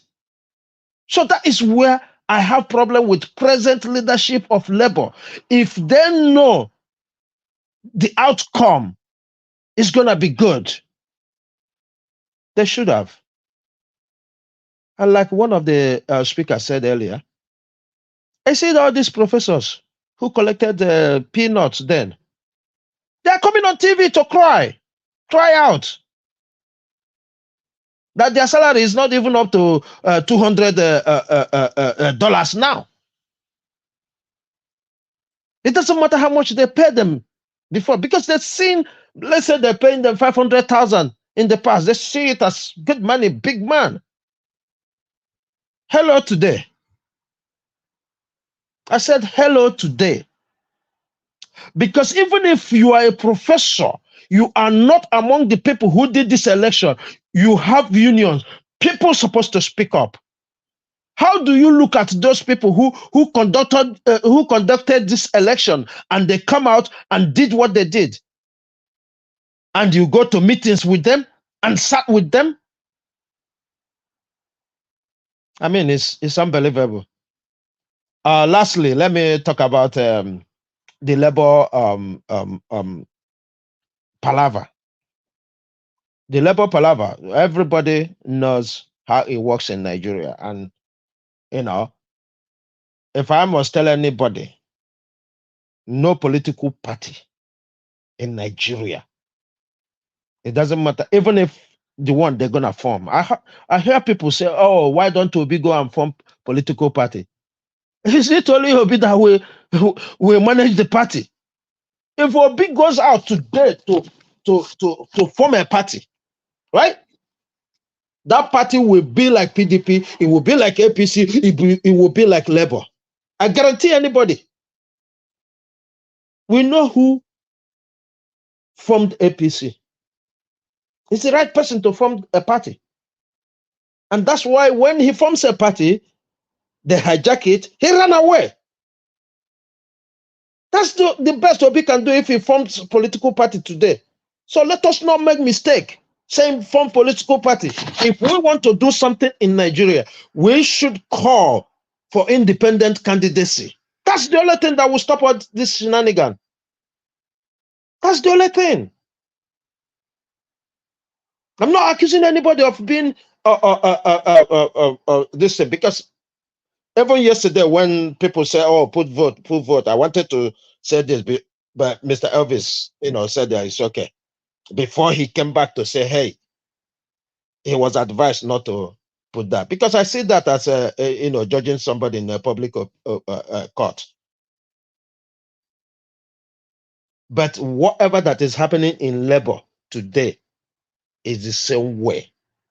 The only happiness I have is, that our principal have said or has commenced internal audit, because that is the only thing that will tell us what is happening. It is not even hard for us to know what is happening, because this money travel from account to account, or even if it travel from account to somebody, then all we got to do is call the person. Hey, who gave you this money? Who gave you this check? How did your name appear here? That's we don't even need an audit to do this, but because of the kind of country we have,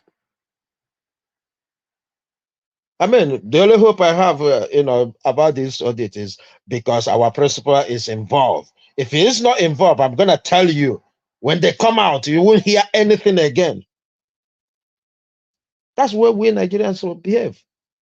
You won't hear anything again.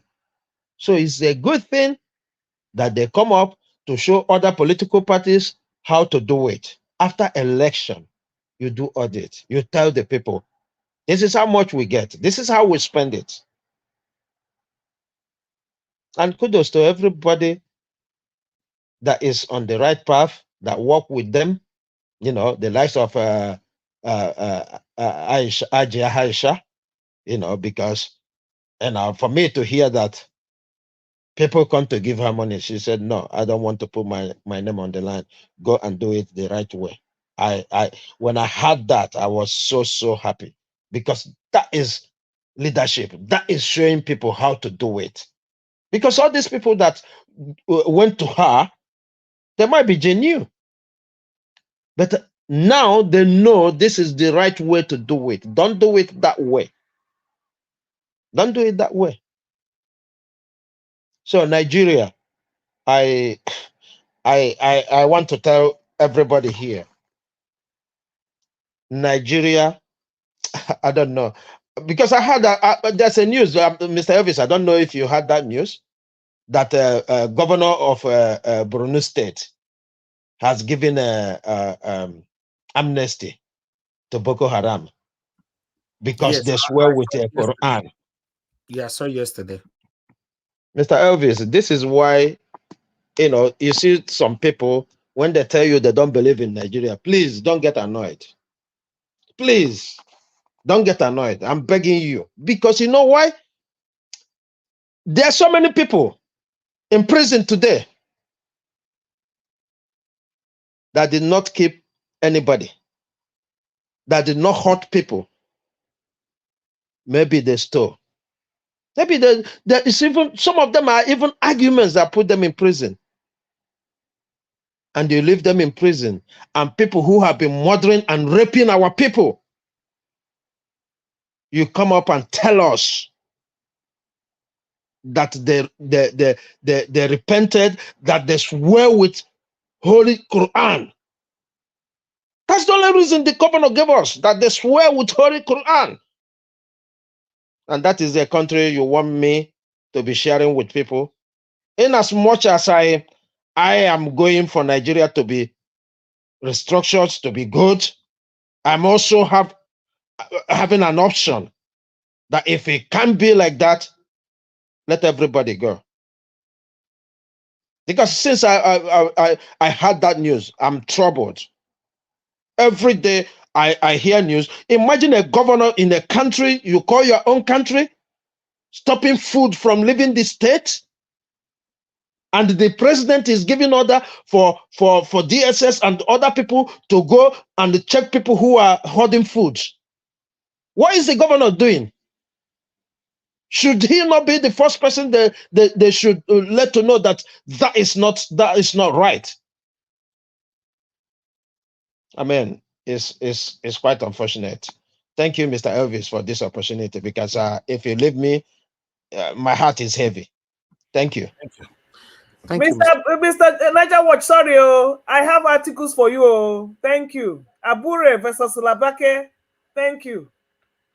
Labake, who is Labake again? That was the acting chairman that they put after the chairman died. Oh, okay. That one is talking now. No, they just put it on Twitter. That what happened after the man died and she took over, her experiences with Abure and what Abure did to her. Okay, I think we'll talk about this tomorrow. I'll go through it. That is fine. Thank you very much for sharing. I'm looking at it right now. Mr. Elvis, sorry, is it? Oh, this is a 9 minutes long video. Okay, I'll keep this. Yeah, because that happened before Obi even got into the party. Wahala. Mr. Elvis. Yes, sir. Is it this Abure matter? Yeah? Yeah. Like you said before, anybody who comes on again to tell you to stop talking about it, please put that person's name public. You know why I'm saying this? I don't want you to allow people to judge Abure here, but we must discuss him here because you are media. And we are all aware that you are not selective, and the media shouldn't be selective. So if anybody comes here or writes you again to disturb your peace, because this is, you see what you see now, this is exactly what a journalist and media houses sees in Nigeria. In as much as we criticize them, we condemn their actions, this is exactly why they are behaving the way they are behaving. Because most of them are hungry. So if anybody comes to threaten you again, put out the name of the person. Thank you. Thank you, sir. Thank you very much. I appreciate you. And we are not judging anybody here anyway. We are only talking about it. You know, I've not passed any judgment on anybody. I'm not saying Abure is guilty of the allegation. I'm not saying Madam Olushi is lying and all that, or she's guilty. I'm not interested, but we are discussing it. If we can discuss Tinubu, Atiku, and every other persons on this platform, please, we shouldn't be selective. I don't want to be part of that at all. I understand that this decision I'm taking will make me lose some people, but that's fine. You never meant to be here anyway, or to have communication with me. Please, let's just be free to talk about anything. Like I've said before, if it's me, talk about me. It doesn't matter. You know, it's not nice when it gets to us. You know, some people are saying we shouldn't be washing our dirty whatever in the public place. What are you talking about? Which clothes me and you gotta get who they wash outside? I don't understand. Which society we dey? Me and you dey society where they wash for outside? Please, you people should remove me. Oh, I'm not part of all these things. You know, if we need to discuss something, let's just discuss it. You know, okay, as I rise, can't talk about them, and you guys know that I talk about most of the things that comes from our rise. I'll not deliberately skip it, right? Or Madam Luke just forwarded me vital information now that I'm looking forward to tomorrow now to discuss. So how do you now want me to explain to someone like Madam Luke? I say actually, No, it's all over the media, so it's not new. It's all over. Yeah, that's what I'm saying. But even though it's all over the media, but I refuse to talk about it on my platform. That's what they are saying. They don't want me to discuss it here. No, I think he was saying if anybody threatens you not to talk, that you expose the person. Is that not what he was saying? Yes, you know, because they don't want me to discuss it here. One Mr. Chooks is saying that if anybody threatened me not to talk about it here, I should expose the person, but I'm not that kind of person. Yeah, I think there's something going on because I requested for a poll yesterday just to have some fun and you didn't do it. Okay, I told you guys that there's a lot of things we pass through here. While you are talking on the panel, I'm receiving calls, a private calls. Please, this is why I'm crying. Please, just leave me. Let me do my job. Now, beg now. Mr. Jonathan, thanks for calling in. Please talk to us, sir. Good evening to you. Hello, Mr. Elvis. Good evening. Man. Thank you, sir. How are you, Mr. Elvis? I'm fine, sir. I'm fine. Thank you very much. Greetings to all the panelists, the ladies in the house. I greet every one of you, everyone there, and those on the comment section as well. Greeting to everyone. You know, I just want to just a quick one. The people that you presented today, that we've been seeing it now, it's now a daily affair. People coming out, you know, crying. They are hungry. I have a very big concern. And I believe one of the speakers, I believe it was Mr. Chooks, he kind of echoed it, that I don't see any genuine, you know, sense of genuinity coming from these people. I see them as they will do it again. These Nigerians will do it again.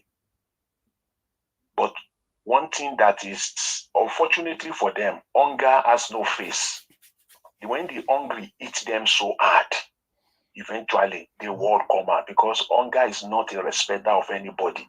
And it doesn't have a kind of way that, you know, the rich person feel hungry in a different way, the poor person, everybody feel hungry the same way.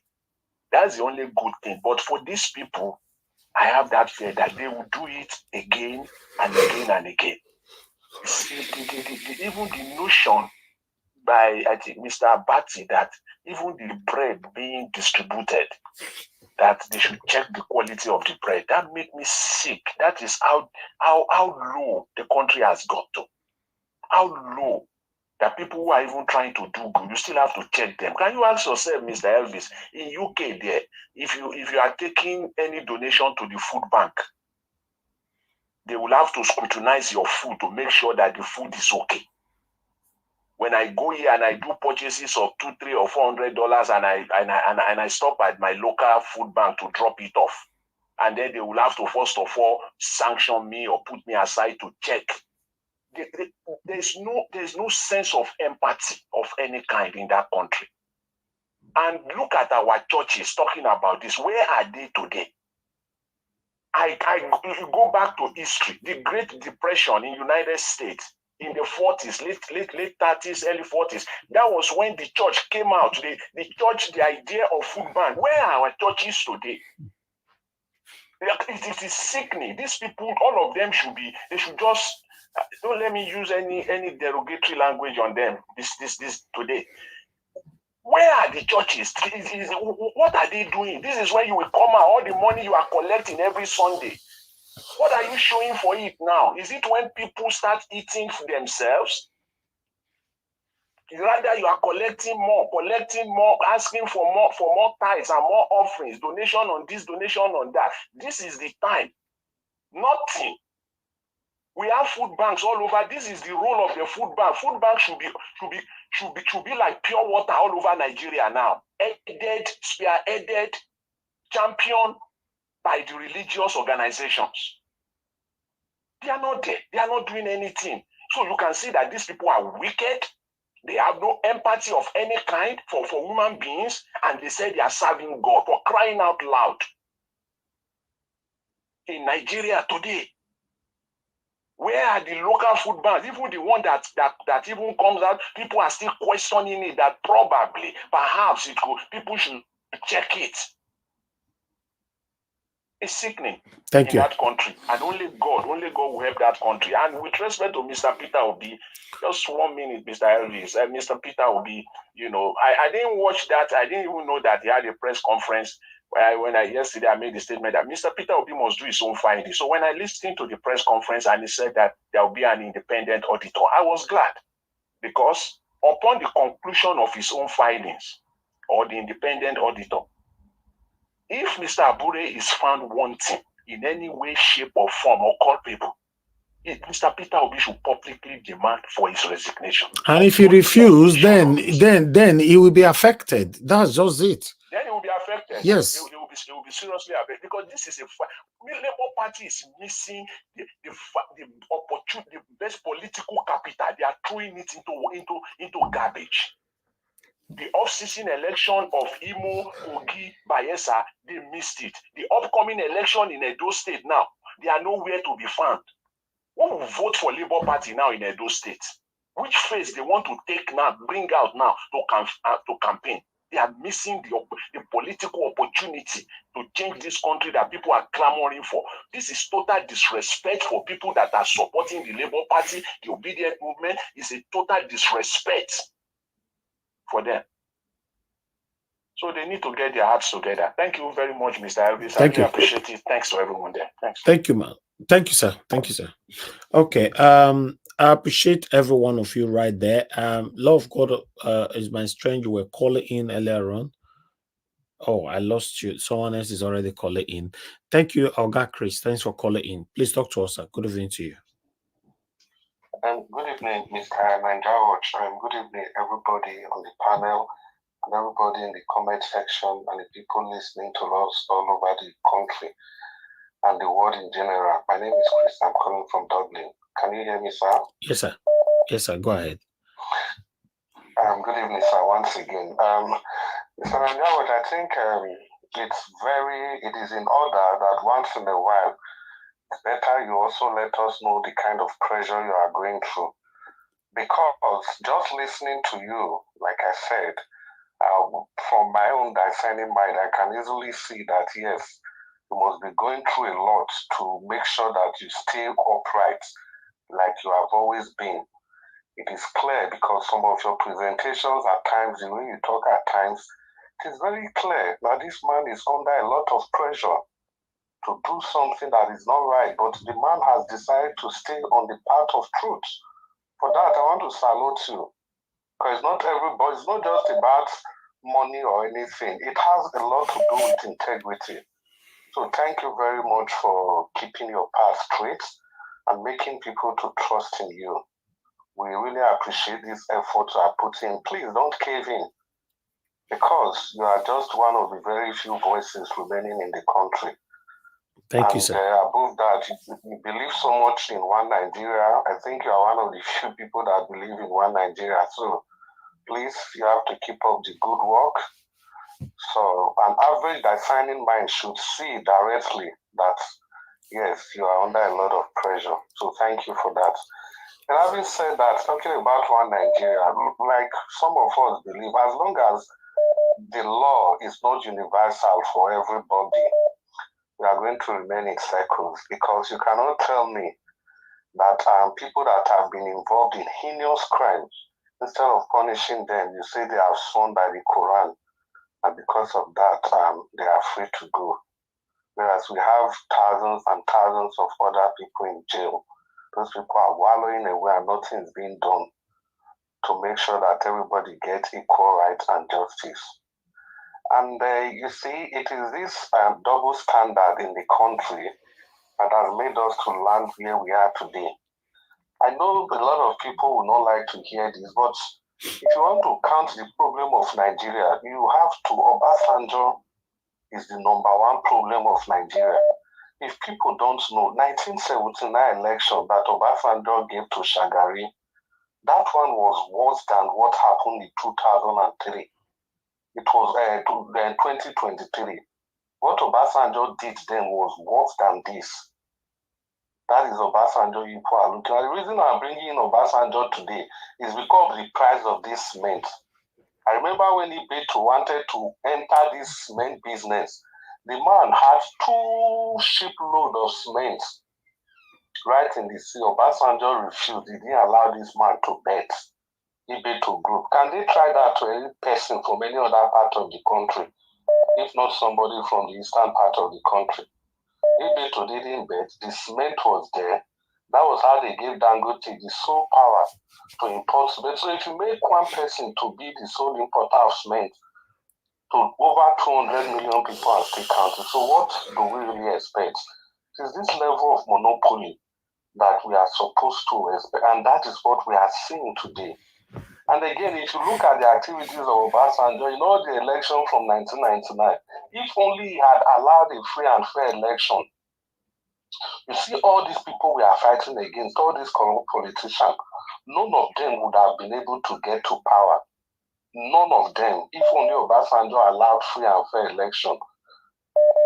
The 1999 election, that one was a bit okay. But 2003 election was a write-off.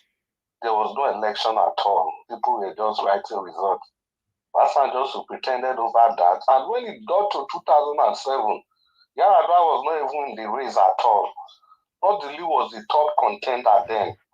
Because Obasanjo had also insisted that power has to go to the north, like he did in 1979 when he was leaving.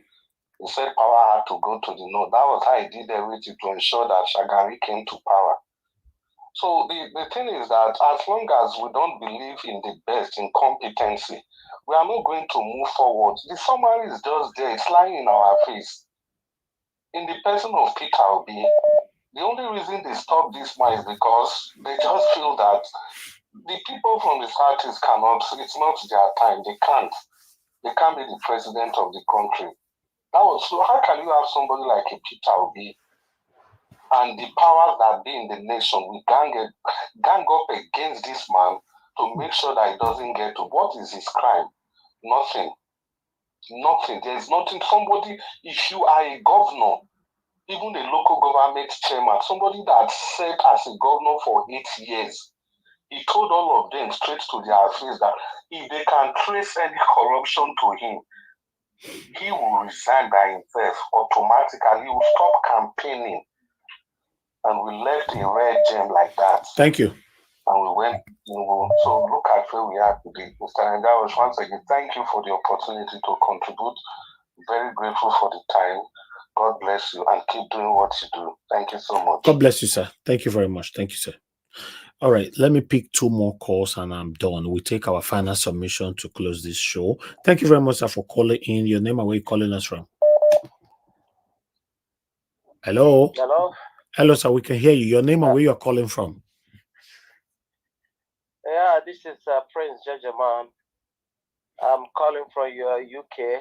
Thank you, sir. Talk to us. Good evening to you. Yeah, thank you for the opportunity and thank you for the wonderful work you are doing to bring out a platform for people to hear their voice. Is a wonderful thing to do. And we must be talking. Let us never let these people never allow us to stop talking because confession brings possession. Okay.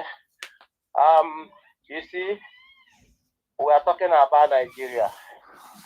Well, last time when I was speaking with on this platform, I told us that the best thing is to break it up and save lives, not just lives. Okay. God said one thing to human being. He said that when the wicked rules a nation, the people will be crying, the people will be dying. Okay? So if you see these gangsters that are ruling Nigeria, there's no you are thinking that we're gonna move forward to anywhere. Then we're not moving anywhere. I want to bring us to back to remembrance. You see, UK, who is the father and the mother of Nigeria. UK is practicing. They are practicing regional government, isn't it? Scotland have their own government. Wales are there. These people are all in UK and they have their own currencies. Okay, they manage their own resources. They manage their own lives. This is how a nation is supposed to be. Now, as it is in Nigeria, the reason why these people have the leverage to be doing what they are doing because Nigeria is not accountable to anybody. Nepotism is the order of the day. If Igbo man is there now, Igbo people will pack themselves to Aso Rock. If Yoruba man is there now, Yoruba will pack themselves. If Hausa is there, then the worst is the people that are holding us in bondage, which are the Fulani herdsmen terrorists. They are the one that is investing in the jail. Okay. Railway that is not in Nigeria, they are investing in the jail. Thank you. So it's good that my brother, my point is this. I have to say this. Let our people, let everybody begin to stand up for their own nation and have their border and have their peace like Benin Republic and Togo. Okay. Without that, Fulani herdsmen will take Ruga and kill everybody. Thank you. That is how it is. Thank you, sir. Thank you. Thank you. Thank you, my brother. Thank you, Keep sir. up the good work, All right. We appreciate you. God bless you, sir. Thank you. All right. Law of God is my strength. Thank you very much, madam, for calling in. Good evening to you. Talk to us. Good evening to everyone. Thank you, ma. On the platform. Good evening. Mr. Nanjawash, I want to greet you. I didn't know. Mommy Diaspora, I just want to say thank you. Thank you for giving your son to us to do all this thing that he's doing for us on this platform. He's a great mind. That's what I would say. Great mind. And a great mind does great things. God will be with you and your mom. And you'll never fall apart from what you are doing. And I just want to correct one thing. You see, when I come to a platform, and my spirit never deceive me. That's why you see me down here. This is a place that you see in a person who has the mind of God. The way you do your things, I see it. And I've not seen it on anywhere on YouTube. I want to encourage you, Mr. Nanjawash, don't change who you are.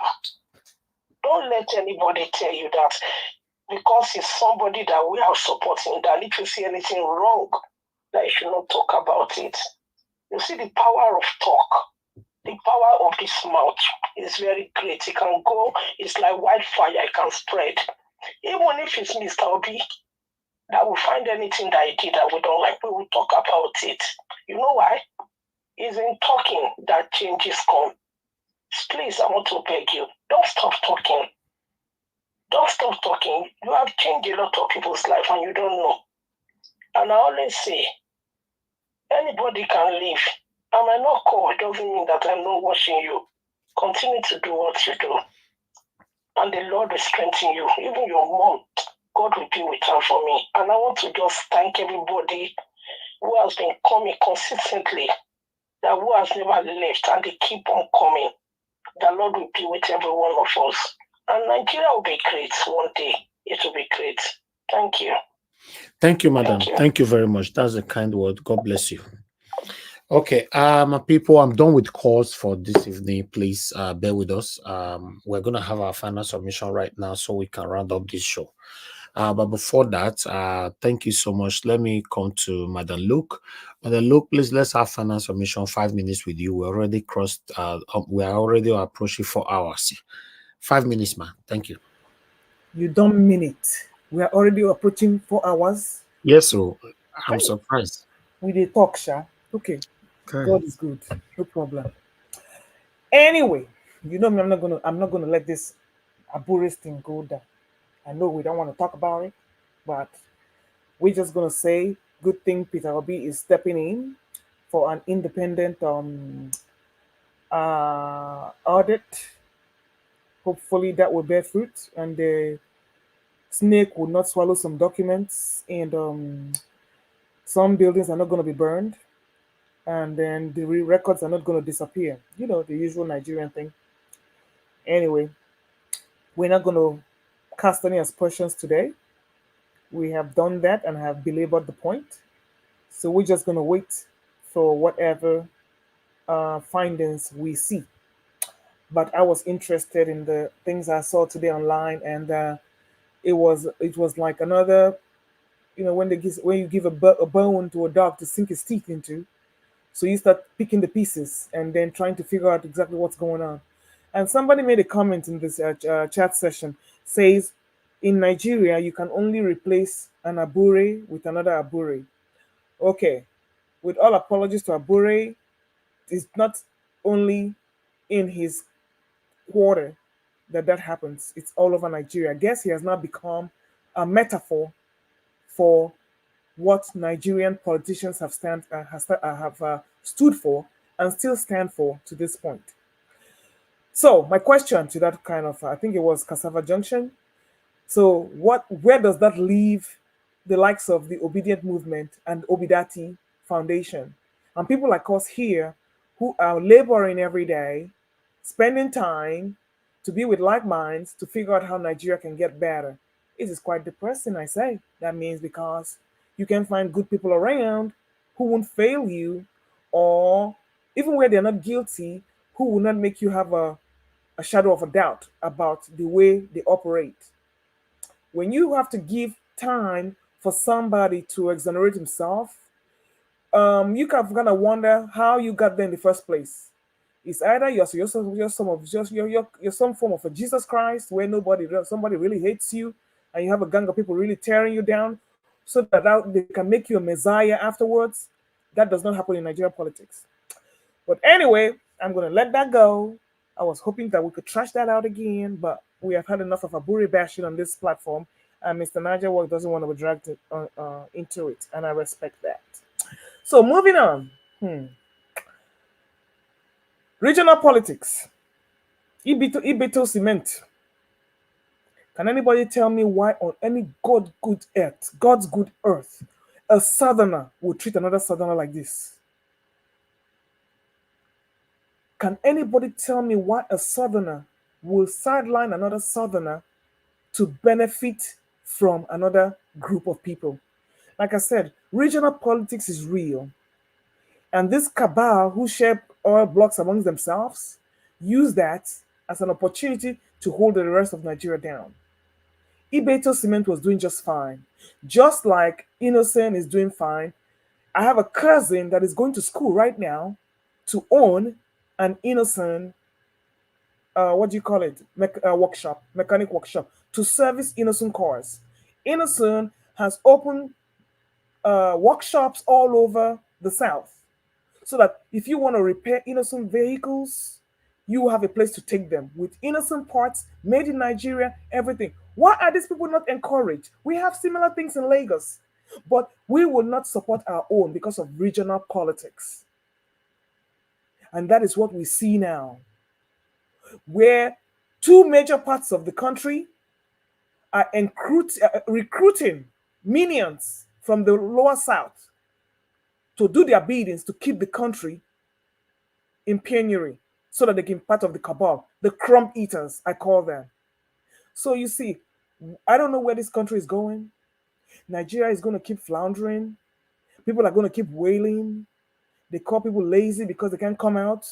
You cannot come out. You can never come out if you're not united. All you can have is pockets of unrest. Look at what Niger, Burkina Faso, and Mali are doing. They're trying to form their own regional bloc. Same currency, same everything.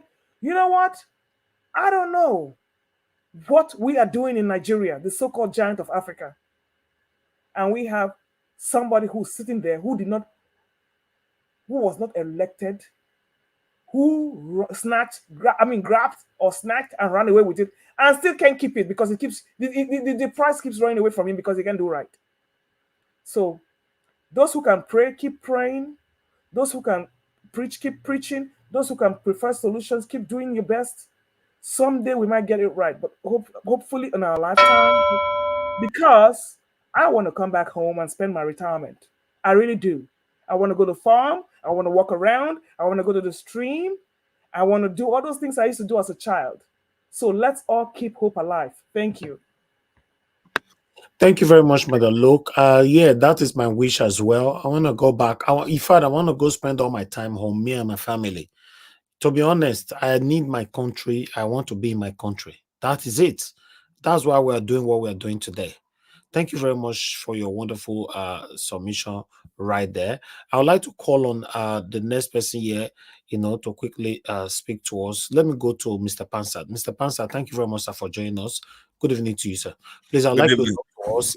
I'm only going to give you 5 minutes because those of you that join us now, you're going to get for 5 minutes because I need to close. I don't want generous. To be Thank you, sir. That's very generous. I appreciate that. Thank you very much, our host, Mr. Elvis. Thank you, sir. As always, you're doing a fabulous job. I wanted so much to come into yesterday's show. Yes, I missed you here, but because the time you asked for that link, if I post it, the whole world will come in. I understand. And of course, the panelists, they're here. Sometimes it's redundant for me to be here because of the quality of our erudite panelists and commentators in the comment section.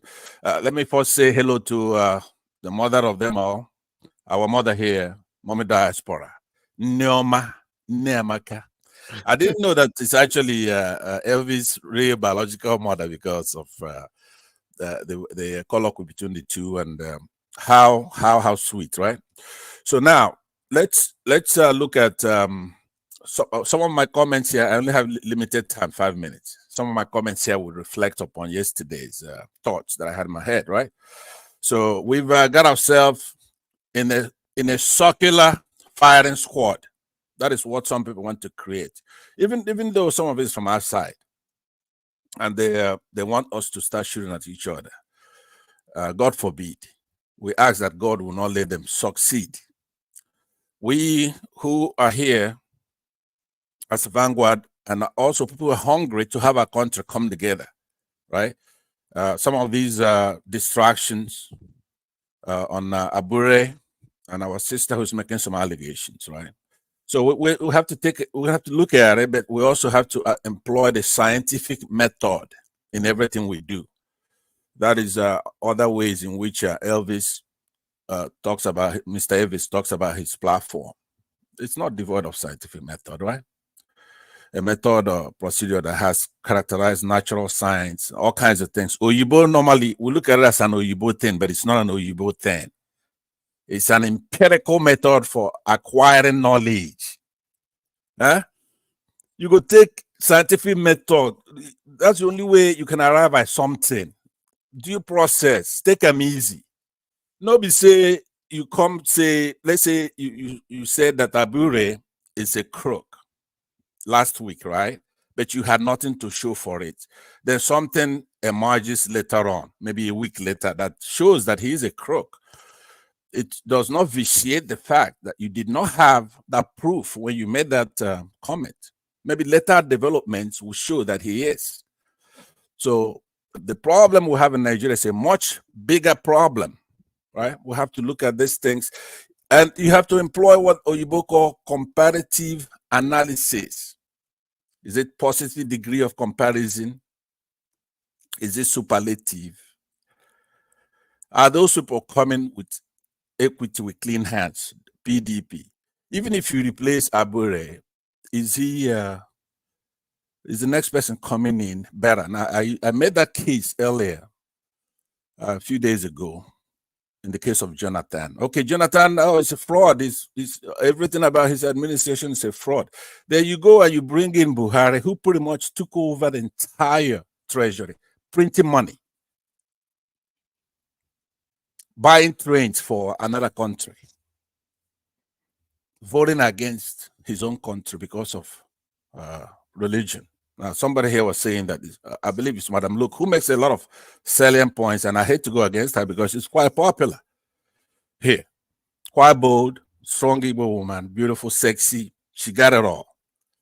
Yay! See, she's not shy, right? So now, what I'm saying, yeah, go ahead, sir. She's not Igbo. Just so that people do not say no, I take that back. 50%. 50%. You see my Abdul title there? Don't now, play. you know, now, Augustine, you don't even know her identity. You know? See my Abdul picture there. I was here when the day she said she's from you need to verify where father, mother, or where they came from now before that. Thank you. Go ahead, Augustine. All right, thank you very much. Thank you, sir. Yeah, no problem. So, like I was saying, you can see in her voice, Miss Luke, the convergence of all the buttons. You know, you have regionalism. She's there to protect us Southerners. But you also see a tinge of feminism, right? In her commentary. You have a woman accusing a man of something, right? I said that a few days ago. We had that virtue where if somebody's agitating one of our mothers or our sisters, we don't have to ask what happened before we punch you in the nose, right? Because you're doing something that is agitating our mother or our sister. We don't want to know what happened. Now, in feminism itself, it's a range of socio-political movements and ideologies that aim to define and establish the political, economic, personal, and social equality of the sexes. So in that definition, I'm a feminist. And so are most people here, if not all. But we have to have due process. We cannot just pit women against men. That's not what we're here to do. I've listened very carefully, more than I should. What did Abuja do? What is the theory? We just keep going on and on. Going on and on. Where we need more information. You're so happy to be handled this thing the other day. I was there at the press conference they had. And he says, look, in the case of the OB movement, OB's organization itself, they're going to show all the detail of monies and everything. But in the case of Labour Party, it's a party, and they're going to have to get an independent person because they have an accusation thing going on that an independent agency will have to come in to look at it. Yes, I mean, that's the smart thing to do because there's an accusation flying around. I wouldn't have gone that far myself. I would have had the committee that decided it, take a look at it, and I trust that committee, Labour National Working Committee.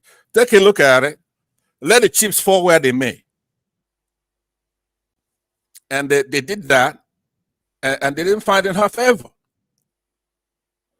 And I believe that's the proper thing here to do. It doesn't matter how many times you go on and on about this. This isn't one of the problems that we have. If there's any malpractice here, it's by the Nigerian people, all of us.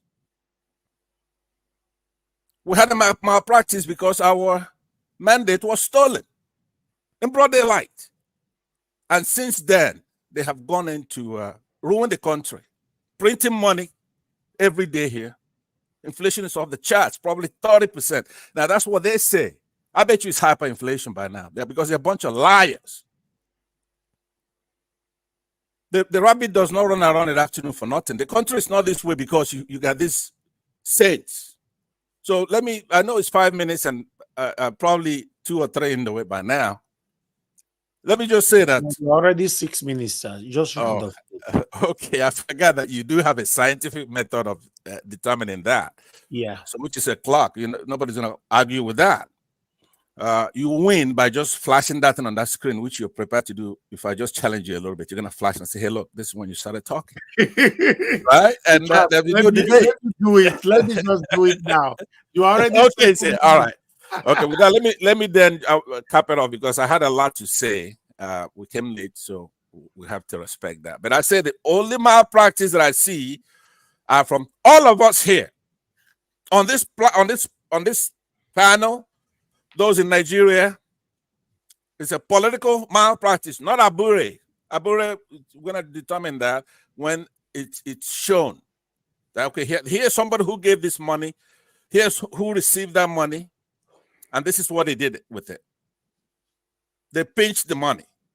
You're going to have facts and figures. There's a lot of things that you have to meet in order for me to be outraged. But we should avoid the circular firing squad. That's all I'm pleading with you. Have patience. They're going to sort this things out. Peter Obi is an able man, and so many others in that National Working Committee. Let's take it step by step. Stop creating all this nonsense here because we have a much bigger problem to worry about. Thank you very much. Thank you, Mr. President. God bless you. You know, I told him that we are not. Sorry, I told you guys that on this platform we are not scandalizing Abure.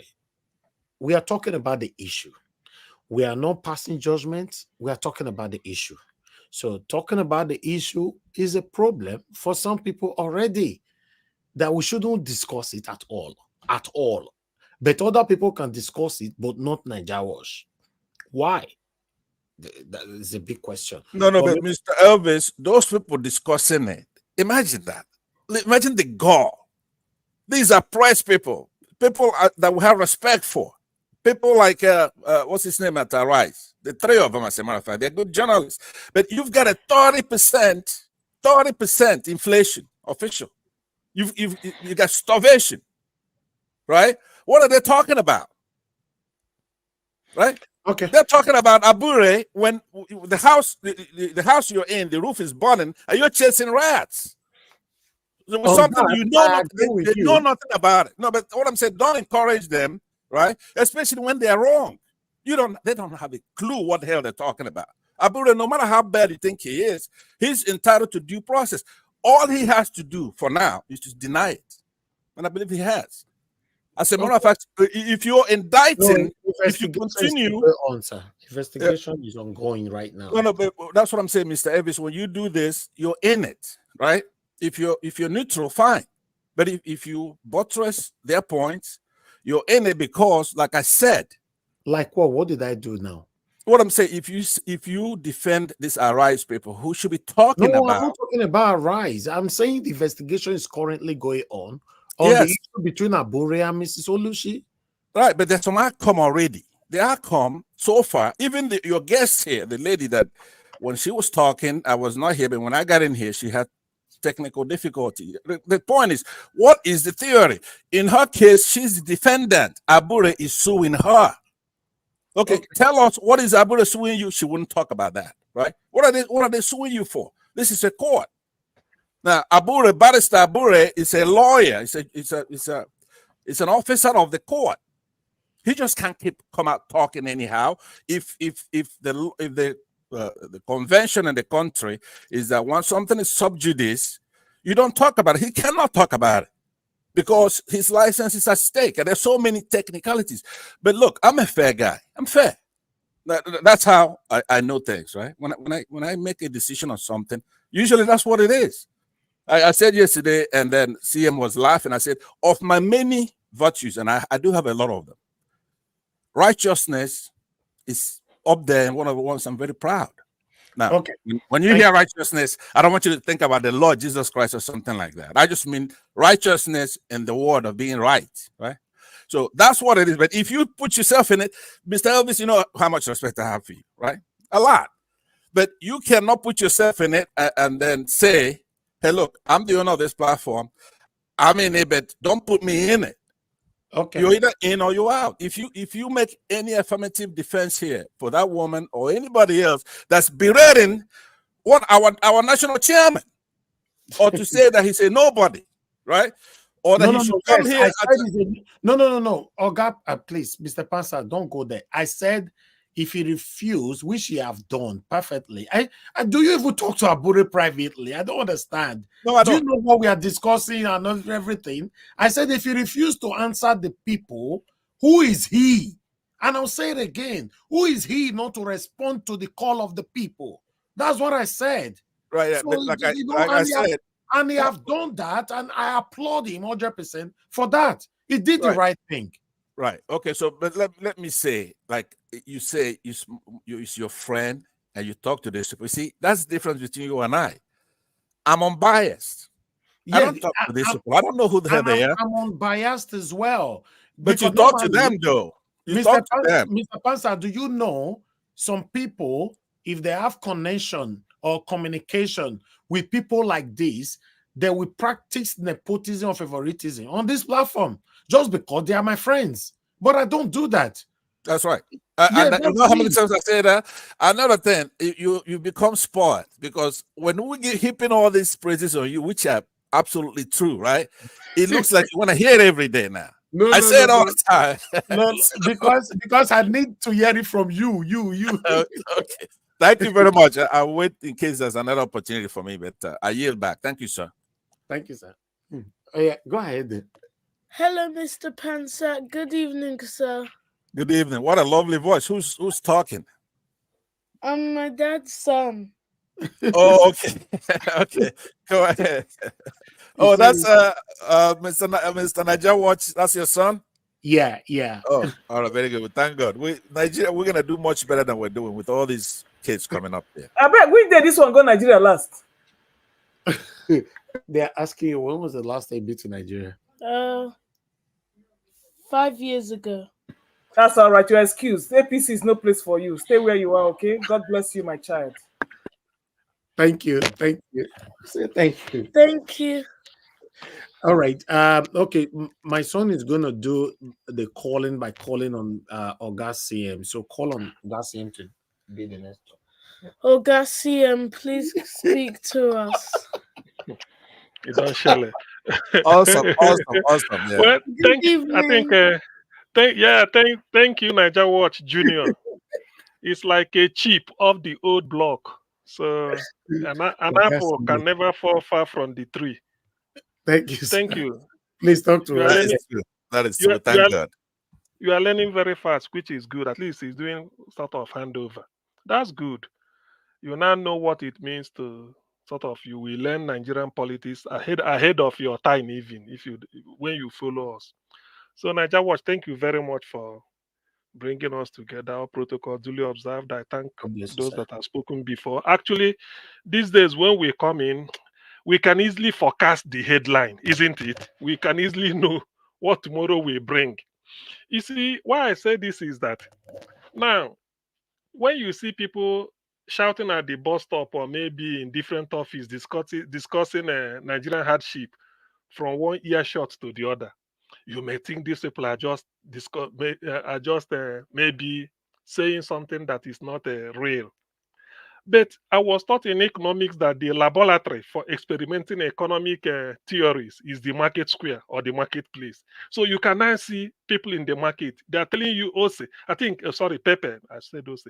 Pepe, I said I had tray for 200 naira.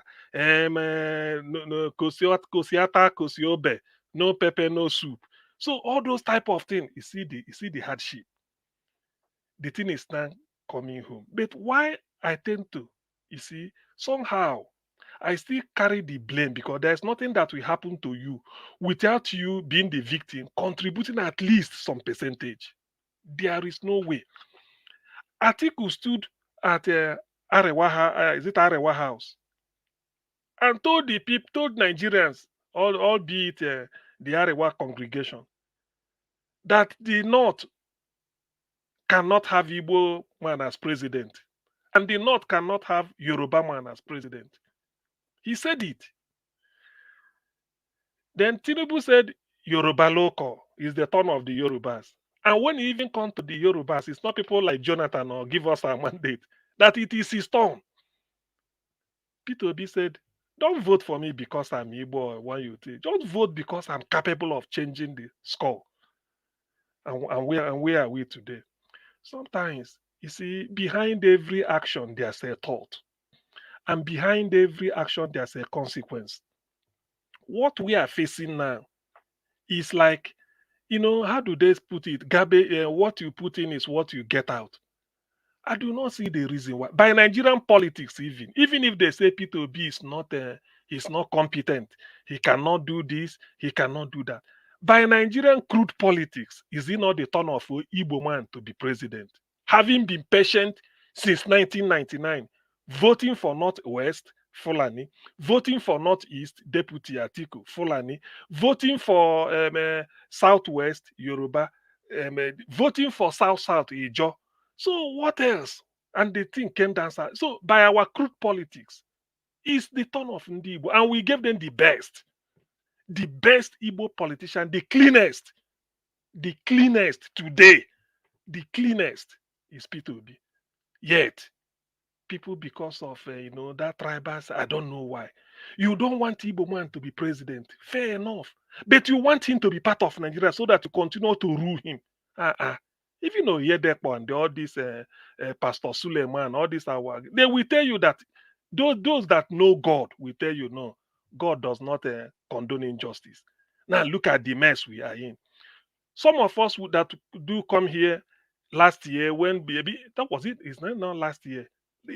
Last 2 years, because we started the campaign before February 2023.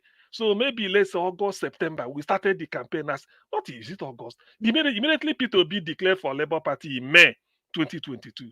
We started. Why we are saying it is that we've seen where Nigeria is headed. Jonathan was there.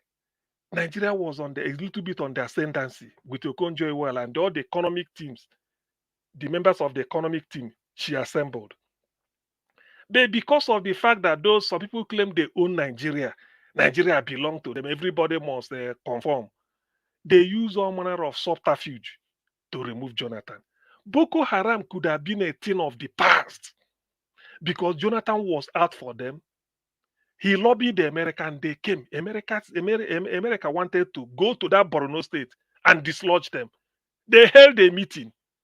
Those that were holding meeting with Jonathan about Boko Haram went and released the secret to them that made America to go back. I don't come here to come and fabricate anything. I like people to phone and say, CMO, no, it was like this. That's what I want so that I learn. But on this score, I'm quite right. So what do the America say they are not serious?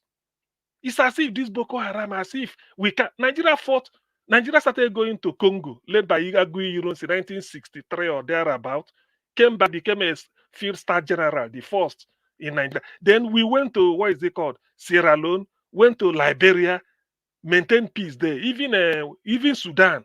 And we know where Nigerians have all been. Even our police in those days is being called by United Nations to go and I think they went to Haiti. So there are things, but when you come to don't know, that's why Jonathan said, Boko Haram are in my cabinet. That is the meaning. That's why Jonathan said that. I read his book. Because whatever you are discussing, they are linking it to them. So that's what made Buhari to say an attack on Boko Haram is an attack on the northern part of Nigeria. Yet the man was elected. You see, sometimes that's why you see behind every action there's a consequence. It's as simple as that. If you decide to score an own goal and the whistle goes, your team will lose. Maybe you lose the trophy. That action of scoring an own goal, the consequence is that you won't get the win. You will lose the match and you probably lose the championship or the trophy. So this is why I like to give this background so that Nigerians they will know where the reign of Boko Haram start to beat Nigeria. That's why every time Boko Haram they will vote. That same Buhari that came in that said an attack on Boko Haram is an attack on the north. He was rigged in. He said they're going to move Nigerian defense headquarters to Borno to fight Boko Haram. Is that not the height of hypocrisy? Now, what happened? He abandoned everything and brought Miyetti Yala, and they were tormenting people. Governor of Benue State, former governor of Benue State, Samuel Oton, had to Go to him and the commander-in-chief. Help my state. Look at it. He said, go and make peace with them. They are your brothers. When you've told Donald Trump that these are not Nigerians, they are from Mali, Libya, when Gaddafi failed, they are just roaming about with arms. All of a sudden, they are now giving them Nigerian passport. You put them in as citizens, they now have Nigerian passport, and with the help of Pantami, to make it so that the people should not shout. They said every Nigerian should have national insurance number, NIN. By having that NIN, anybody, because if you show NIN, if you flash NIN, you're a Nigerian. Nothing. So all this wayo they've been playing. Now look at where it is.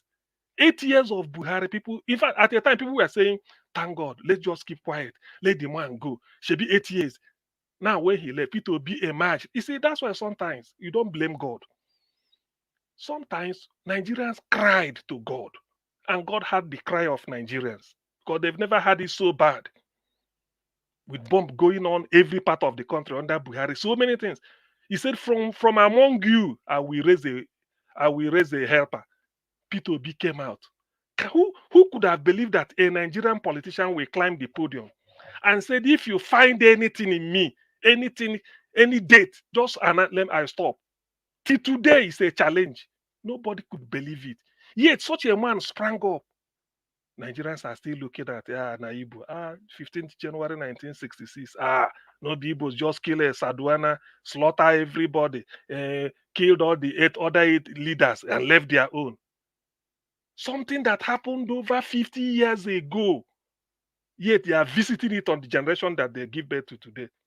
Not knowing that you retaliated. If I slap you and you slap me back, you have no reason to complain, to tell people, he slapped me. But you replied. At 6 minutes, 6 months later, they took their time, planned the elaborate coup, removed massacred more than 300 Igbo military officers, Abiyokuta and the Ikeja barracks, Irunsi gone, Fajui gone. So, but yet all these things are part of our history, but they will bring it because of Obi. Now look at where we are. People are now crying.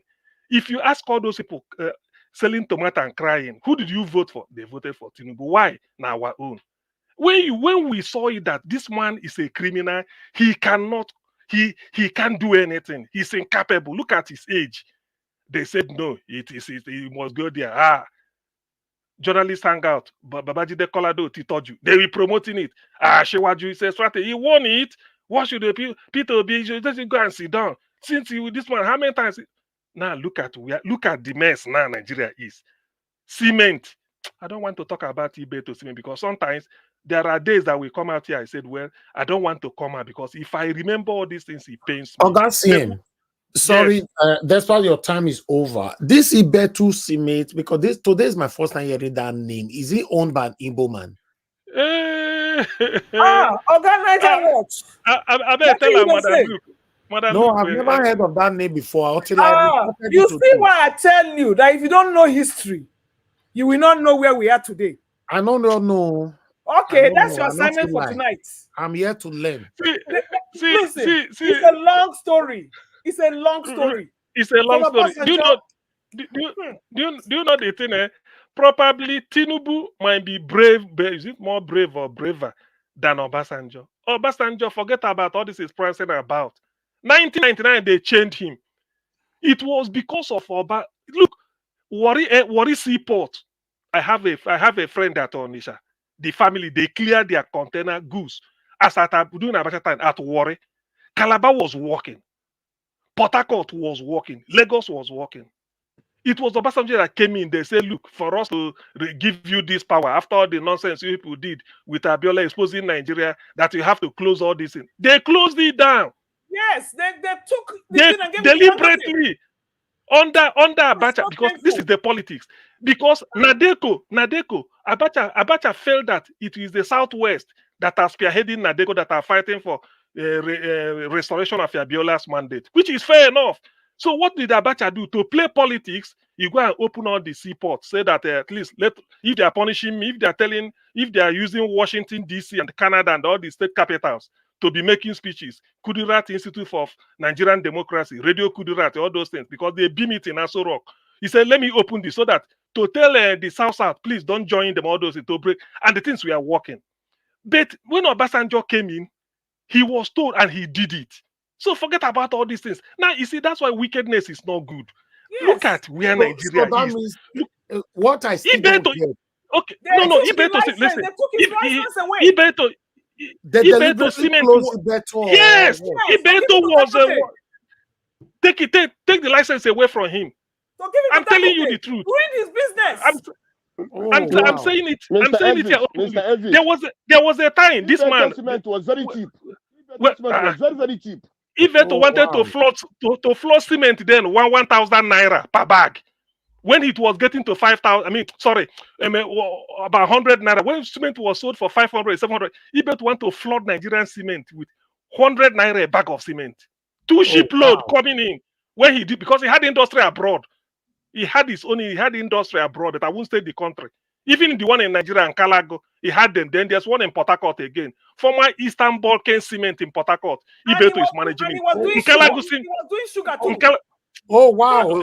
Mr. Chris is saying Ibeto was bigger than Dangote Cement. Yes, now. How come I'm not aware of all this? Are you telling me? You know they read history. When I tell you, they listen. See, I'm telling you. So this is my first name hearing the word Ibeto in my life. Hey, today. Look, Ibeto, who is Dangote? Who know Dangote before? Dangote was because Obasanjo came up. But I've heard of elephant as well, but it's not popular anymore. These are part of Ibeto conglomerate. Elephant Cement was in Port Harcourt. Ibeto bought it over and revitalized it. Then Niger Sem was the one at Nkalago, Nigerian Cement Company, opened by Michael Opara, 1950s. Just like the way you have Okpela Cement, you have a way to drag this man through court case, eh? Hey, see, do you know that? Do you know? Look, sorry to say, what was the court case all about? See, not give it to Dangote. This is yeah.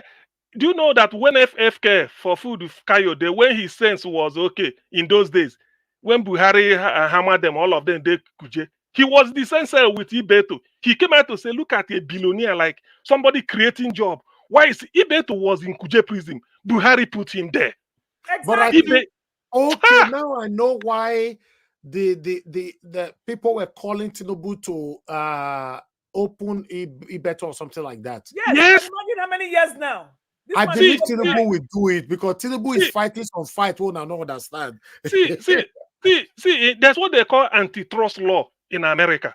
Niger Watch, do you know that in this country before, the moment Tesco opens a supermarket, say something like in a place like this, Tesco will say that no other supermarket should be 100, now they have to go and destroy it. So that when you get there, it's only him, it's only Tesco you're going to be buying. Now, whenever you see Tesco, you see Aldi, you see Lidl, all these small ones competing with Tesco. In US, that's what they call antitrust law. If you want to manufacture bread, it cannot be only you. That's what they call antitrust. But in Nigeria, they are promoting it. It's the opposite. So what they call monopoly. So that's why, okay, Nigeria. Hold on. Mr. Chris wants to talk on this. Mr. Chris, please quickly go ahead.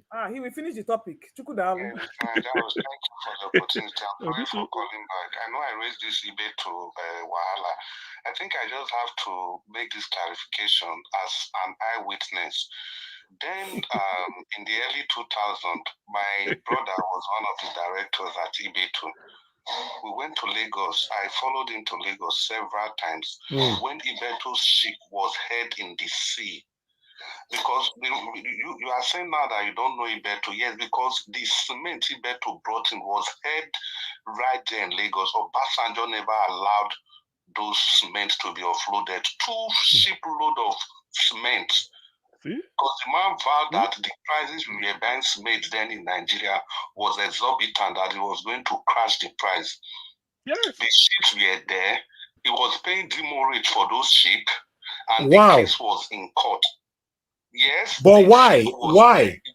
Regional politics. So that Dangote can. Because that's why of wickedness against the Igbos. That's the thing. Hold on, sir. Please let him speak. Yeah, that's why I've been talking about lawlessness. the way, because Obasanjo just wanted Dangote, the powers that be in the north, they just wanted Dangote to be the sole importer of cement. They want him to be in charge of that business. So it's not just about Dangote at all. It's everything, the whole northern cabal. That was why you heard Sanusi boasting some time ago that no matter the business the Igbos are doing or whatever, the richest man from Nigeria is still from the north. Yes. So this ship Yes. was It's there. Erufai. It was Erufai that said it. Erufai. For 2 solid months, my brother, that was how all this men got condemned. And the got man condemned. was paying Hey, man. Oh my God. He was paying demurrage for the ship also. The ship also. It's not just only about the cement, the ship, everything, they were all detained because my brother was a director then in the early 2000s. So that is how rotten our system is. I'm sorry, it wasn't Sanusi. I think it was Erufai that said the richest man from Nigeria is still from the north. So that is the Mr. Naija Watch is just one of it's just one of the many reasons. It's a tip of the iceberg. When people keep talking about Peter, it didn't just start with Peter Obi.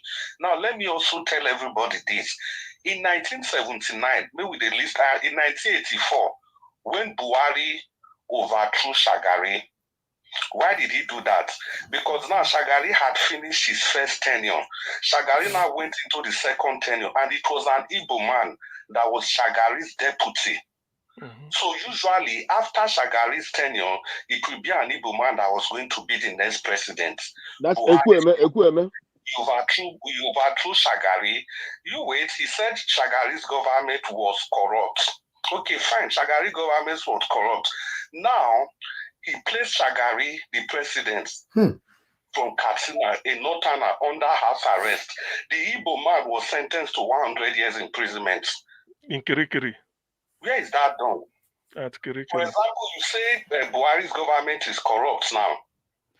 Then you put Buhari in house arrest. Then you sentence Osibajo to how many years imprisonment? So this has what they have been doing against the Igbos. That is why God, my head up big. It's not. He's there. He's there for all of us too. That was what Shagari did. How can you say a president is corrupt? It's okay, we agree. Then you put the president in house arrest. Then the vice president, you give that one how many years imprisonment? At Kirikiri. Ekweme was at Kirikiri. Ambusali University for Edo State. Make I bring all of us back to home. Everything where Ambusali do for Nigeria. Now Buhari send and go jail. Because of 250,000 naira. That was by Lucky Benedito. And Ambusali came out from that prison not long ago. He died. He was blind. He was blind. Because of politics. Okay, that is the problem. And see, you see railway line, this railway line where everybody they say railway. Do you know long ago, Jack Conde wanted to do that thing in Lagos? In the 80s, it was this same Shagari that cancelled the contract.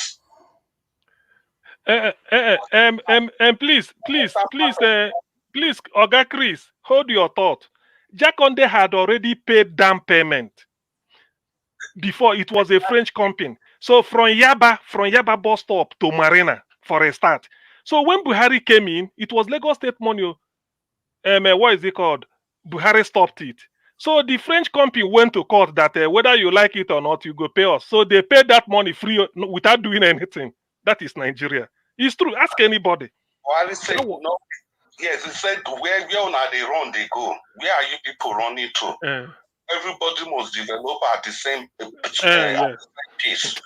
If we understood what has been orchestrated against the South and against the Southeasterners, we will not be talking the way we are talking.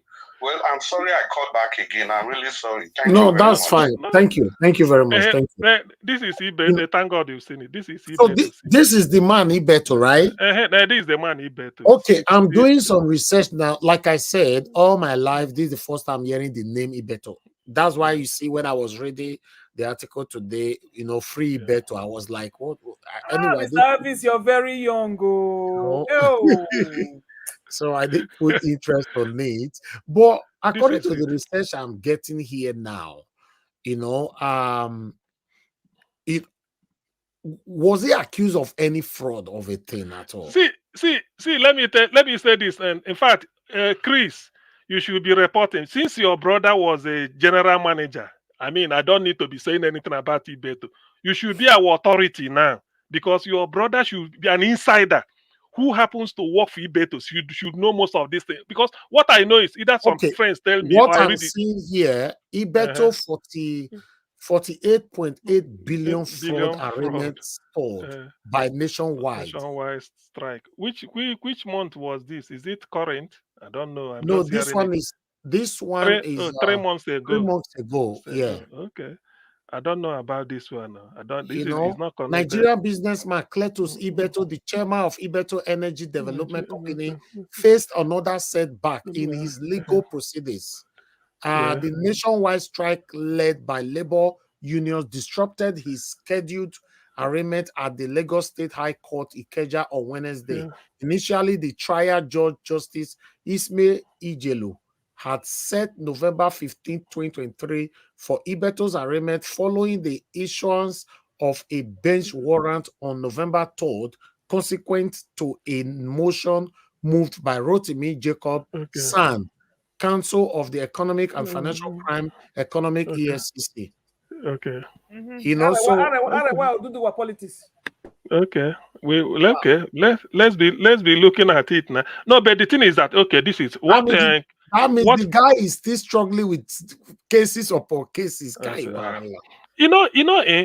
2 ship load. You know how many? 1 trailer carries 600 bags. 1 trailer. You know how many trailer makes contained in a ship? I said they drag this man. Innocent. Hey, Innocent is almost technically the owner of a Guarantee Trust Bank because Innocent took loan from Guarantee Trust, and then Guarantee Trust say a so rate. Innocent agree. Can't they pay him? They pay him until such a time that after paying, those people are still deducting his money. He didn't know until accountant find out. Say, but we finished paying this loan. Why are you people still taking our money? They said they will reconcile, and the thing was going on. Innocent now went to court.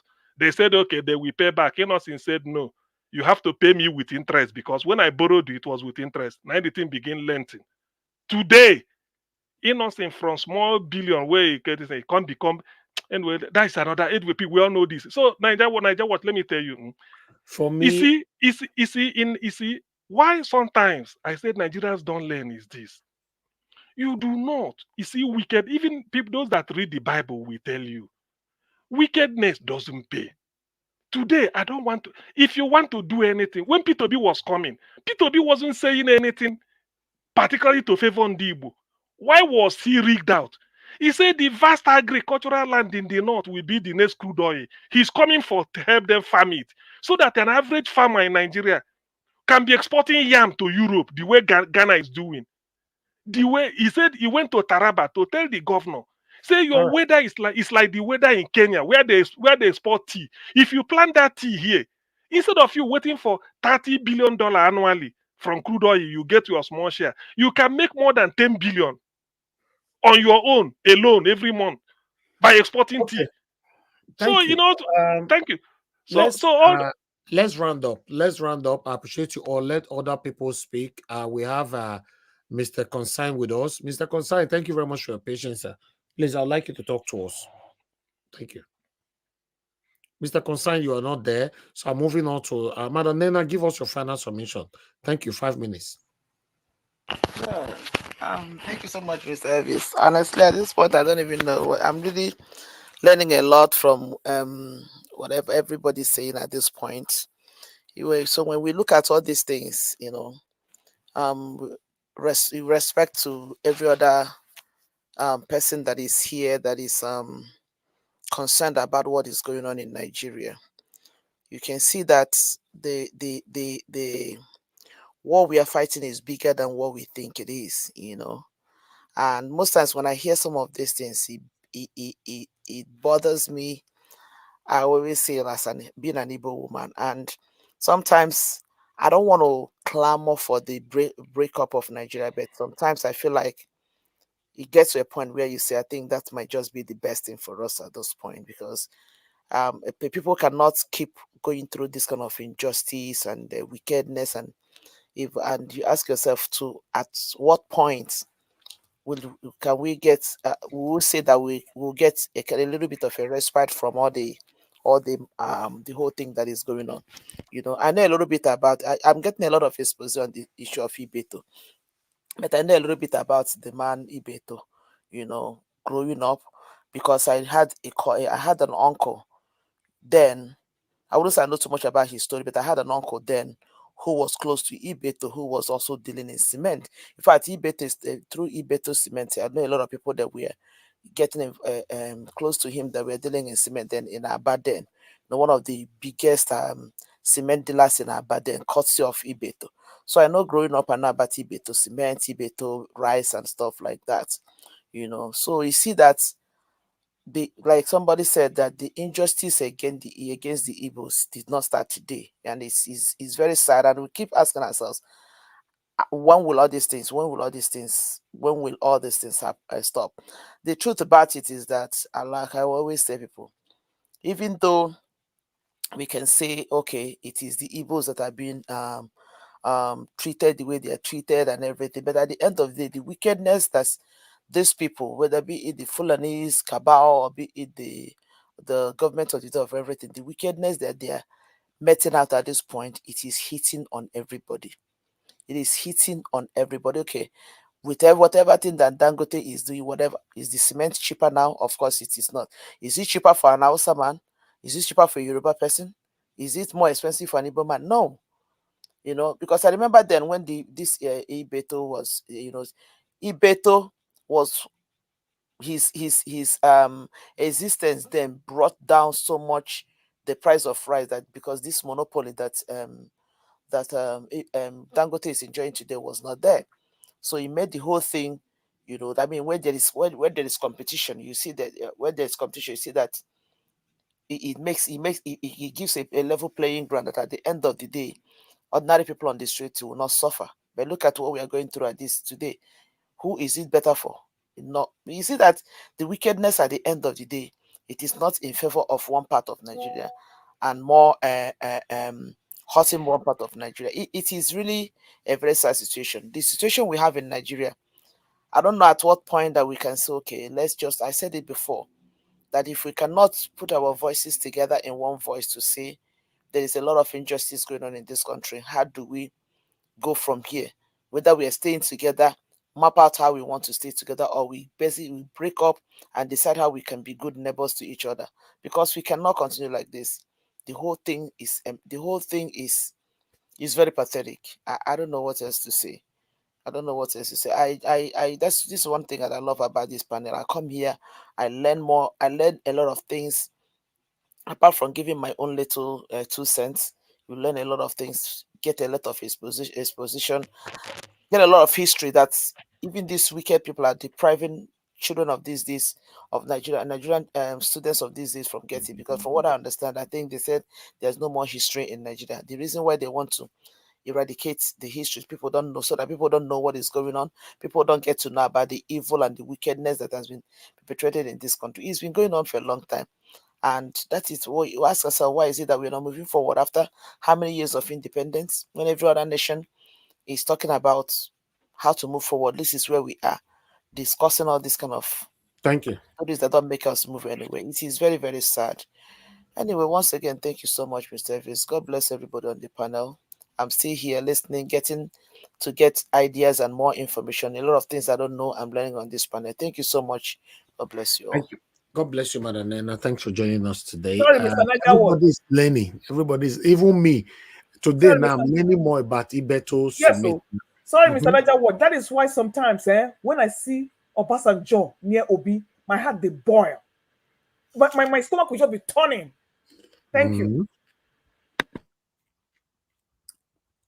Oh, wow. Anyway, Let me still give Mr. Pansat and Olga CM a final. Mr. Pansat, if you're still there with us, please give us 3 minutes final submission from your end. If you have anything to say, if not, I'll skip.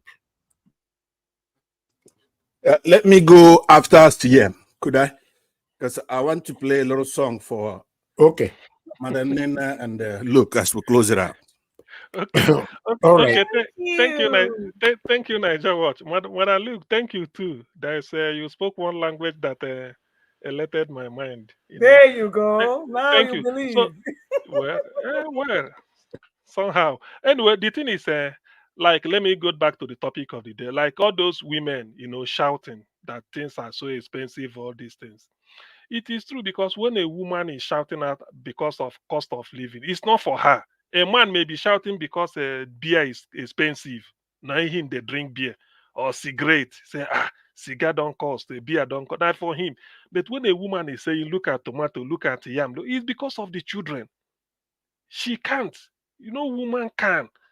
There's no mother. The first thing they talk is the child.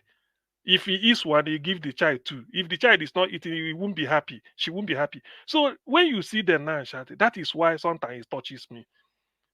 But all these things, why can't people learn? I do not see. There's nothing. Was it on January 20th January 2000 and 1993? Bill Clinton, during his first time inauguration, he said there is nothing wrong with America that cannot be righted or corrected with what is right about America. The same way I'm saying it, there is nothing wrong with Nigeria that we don't have the resources to correct it. But the thing is, in our own case, we are still talking of hunger has no color, hunger has no tribe. It's now biting everybody hard. Probably that area that felt that they are secured, they will deny people to be the leadership. They are now the people burning Nigerian flag. The area that always claim they are the most patriotic, they believe in one Nigeria, they are now burning Nigerian flag. What if this flag was there? It was burnt somewhere in Ugeli or Sapele or Onisha or maybe Aba. Heaven would have fallen. Say, see, they are burning our flag. But now they are burning flag in the north, Nigerian flag. That is to tell you the level of distress they are facing. But all these things, there's a solution. Ordinarily, we cannot be. Now they've not seen it. But somebody was telling me, if the opportunity presents itself again, most of them will still because of big. I don't understand. You want to come abroad. Most of us live abroad. You don't even know who is the politician representing your area. You don't care. You are not interested. You get to the hospital, they won't ask you, okay, are you from? All they want is emergency. They rush you with siren to go and treat you. For instance, in the UK. But all these things, when we go home, you start to use one type of, even when it is against you. Why must Nigerians reject what God has given them? There's a reason. Nothing happen. There's a reason why certain things happen. At the worst time in the history of Nigeria, somebody like Peter B came out very clean. People should have said no. There must be a spiritual connotation to this. And because you denied him, now look at the way Nigeria is crashing. It's like a pack of cards. Nigeria is just crashing, and there's nothing. There's no momentum that can halt it. Only God knows when. Until maybe somehow this nature will just say no. Let it stop here. Why should Nigeria be suffering? There are vast land, very fertile, at least in the middle belt, that can cultivate any food crop that you use to feed the country. Yet people do not want to do it. They focus on crude oil. Crude oil, yeah, even the crude oil, they are stealing it. What else do you want? And when some of us are talking, some will just feel that, hey, you are saying because you are from it doesn't matter. It doesn't matter. If I'm living in the southwest or in that market or somewhere in Ibadan, if the tomato is expensive, I will be enduring it with them. I will be suffering the same thing with them. Because you can't get the poor people, they can't see food to eat. Who will tell me that a time will come when Nigerians will be queuing for bread, 100 naira, and they will be flogging them? Flogging the hard labor with it in Lagos of all places. In Lagos, this is no longer a magic carrying plate. In Lagos, city of Lagos, that something is happening. That is to tell you. And there are certain things you don't take for drama. It is not being dramatized. It's real. People are hungry. It's real. In Anambra State, my state, they opened what they call soup kitchen. One lady opened it in Anambra State, in Ingri, an Ocha local government, feeding people. People are just coming there. Big men are coming there, bringing bags of rice, dumping. The woman is just cooking and then sharing, and some people are coming to take. So just to tell you that, you see, when if football did not united us, I think hunger made it the bond now is so tight. You know. Okay. All right. Thank you. Let me allow Pastor. Abel, Pastor, go ahead. Thank you, sir. we are there with our Pami. We want to dance for this one now. Yeah, what thing I could do be say I could just play intro to a couple of songs, but they're beautiful songs that are known. One of them being Mama Lotawanye Marama Kapunyeze. This is for Madam Luke and Madam Nenabi. Yeah, this intro is just for them. Okay. They're so beautiful. My own is to translate it. He said, Father. Father. I may not sing it, so you could tell them what the song says. Exactly. Father, procure a very beautiful wife and give me, let me marry. Exactly. These are two gorgeous women, and they have brains to match, and they've been here. Exactly.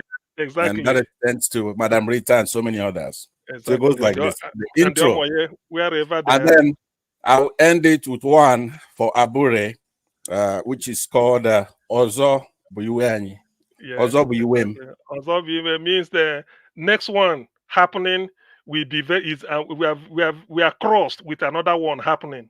Exactly. Okay.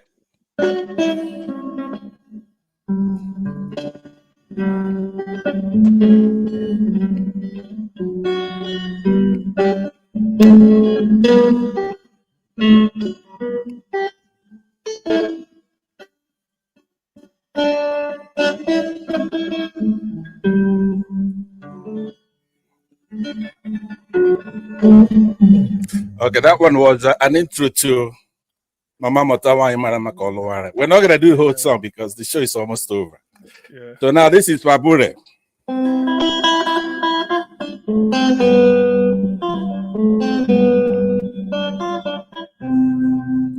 Shamakocha wegum no one dunya wuma kore no chi sa motali bula.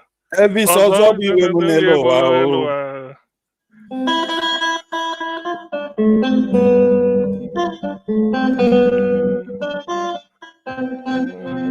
Ozo biwe.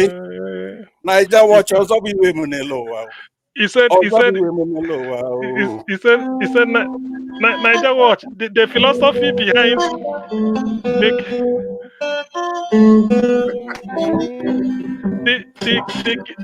thank you. Okay, thank you. The key philosophy behind this is that somebody went to a native doctor that is curing him of one type of poison he was given. Then in the fit of anger, he killed the native doctor. And the people are asking, the person where they poison you don't die. You go, they kill native doctor where they cure you. So it's a lot of sense to me. I think the next time Naija Watch you shall arrange and play Victor Wifo. Giodo. That is my favorite track. You shall all right, sounds good. Giodo. Thank you very much. You know why I allow Mr. Pastor to do this? Because it's copyright free. So this is organic display. That's true. Yes, but Giodo have copyright. You can't play. Might be my favorite. Yes, so you can see Madam Iris Madam Iris Finance already worried because she thought maybe there's copyright and all that. No, it's organic. It was playing with guitar and all that. You know, but all those, if not because of copyright and all that, there are good music we're supposed to be playing on this platform. But unfortunately, we are not allowed. That's true. That wife is one of my best. Thank you for that wonderful display. I didn't know you can play guitar though. I wish I can. Just an amateur, I do it for myself, you know what I'm saying? No, but it's a wonderful thing. Balance here and there. If any of the ladies will sing that beautiful ballad by Rental Brothers, then I could play it and just go ahead and sing it. Thank you. That was very appreciated. Mr. Pansard. God bless you for that. Thank you. It's true. It's true. Thank you very Maybe, much. Thank you. Could I make a comment before on one of the things? Are we closing out now? Are we Yes, we are completely closing. Yeah, but 3 minutes. Go ahead. Okay. I was going to say that we should avoid what I said earlier, which is that circular firing squad. It's very, very important. Some of us here are not members of the Labour Party. That is true. I'm not a member of the Labour Party. But if there is a misconduct accusation that borders on malfeasance, somebody not being up to the job, doing their job properly, and then it's individualized, who could chime in on it? But it's just a process in place, such as in a political party, and that's avenue for them to resolve their disputes, internal politics, and we should let them go through that, especially when it's not like we have a better choice. So that's what I'm saying. Like, I will try not to be confrontational in this approach, because I have Avis' number. Avis, you have my number, so we can solve some of these things backstage, which is exactly what we accuse. What I'm saying for the Labour Party, they should be given the chance to solve the internal political issues privately. Yeah, privately, and Yeah. that's fair in that sense that because there's a room for what we normally call here evildoers, devilish people to come in to try to take advantage of the situation, as was done under Jonathan. Like I said earlier, Jonathan. There should have been a progression where we go from Jonathan to somebody just as good as Jonathan or then better. Not to have this satanic, that's the word, satanic people come in and take advantage of that. Okay, so it's a psychosis in the country. It's lunacy and madness. Imagine a great country as Nigeria. Virtually everybody has a mental disorder there. Psychopathic even. How do you have so much resources and this is what we're going through? Our people are starving. Why? Because they know that it's a goonish country where the blind are leading the one-eyed man. So let me not go on a long-winded sermon, but to just say, if you mean business, show it here. If you mean business, right? One of the people that's a voice on one particular area, I disagree with him on everything else. But in one particular area, he knows the dynamics of the North and South on this platform.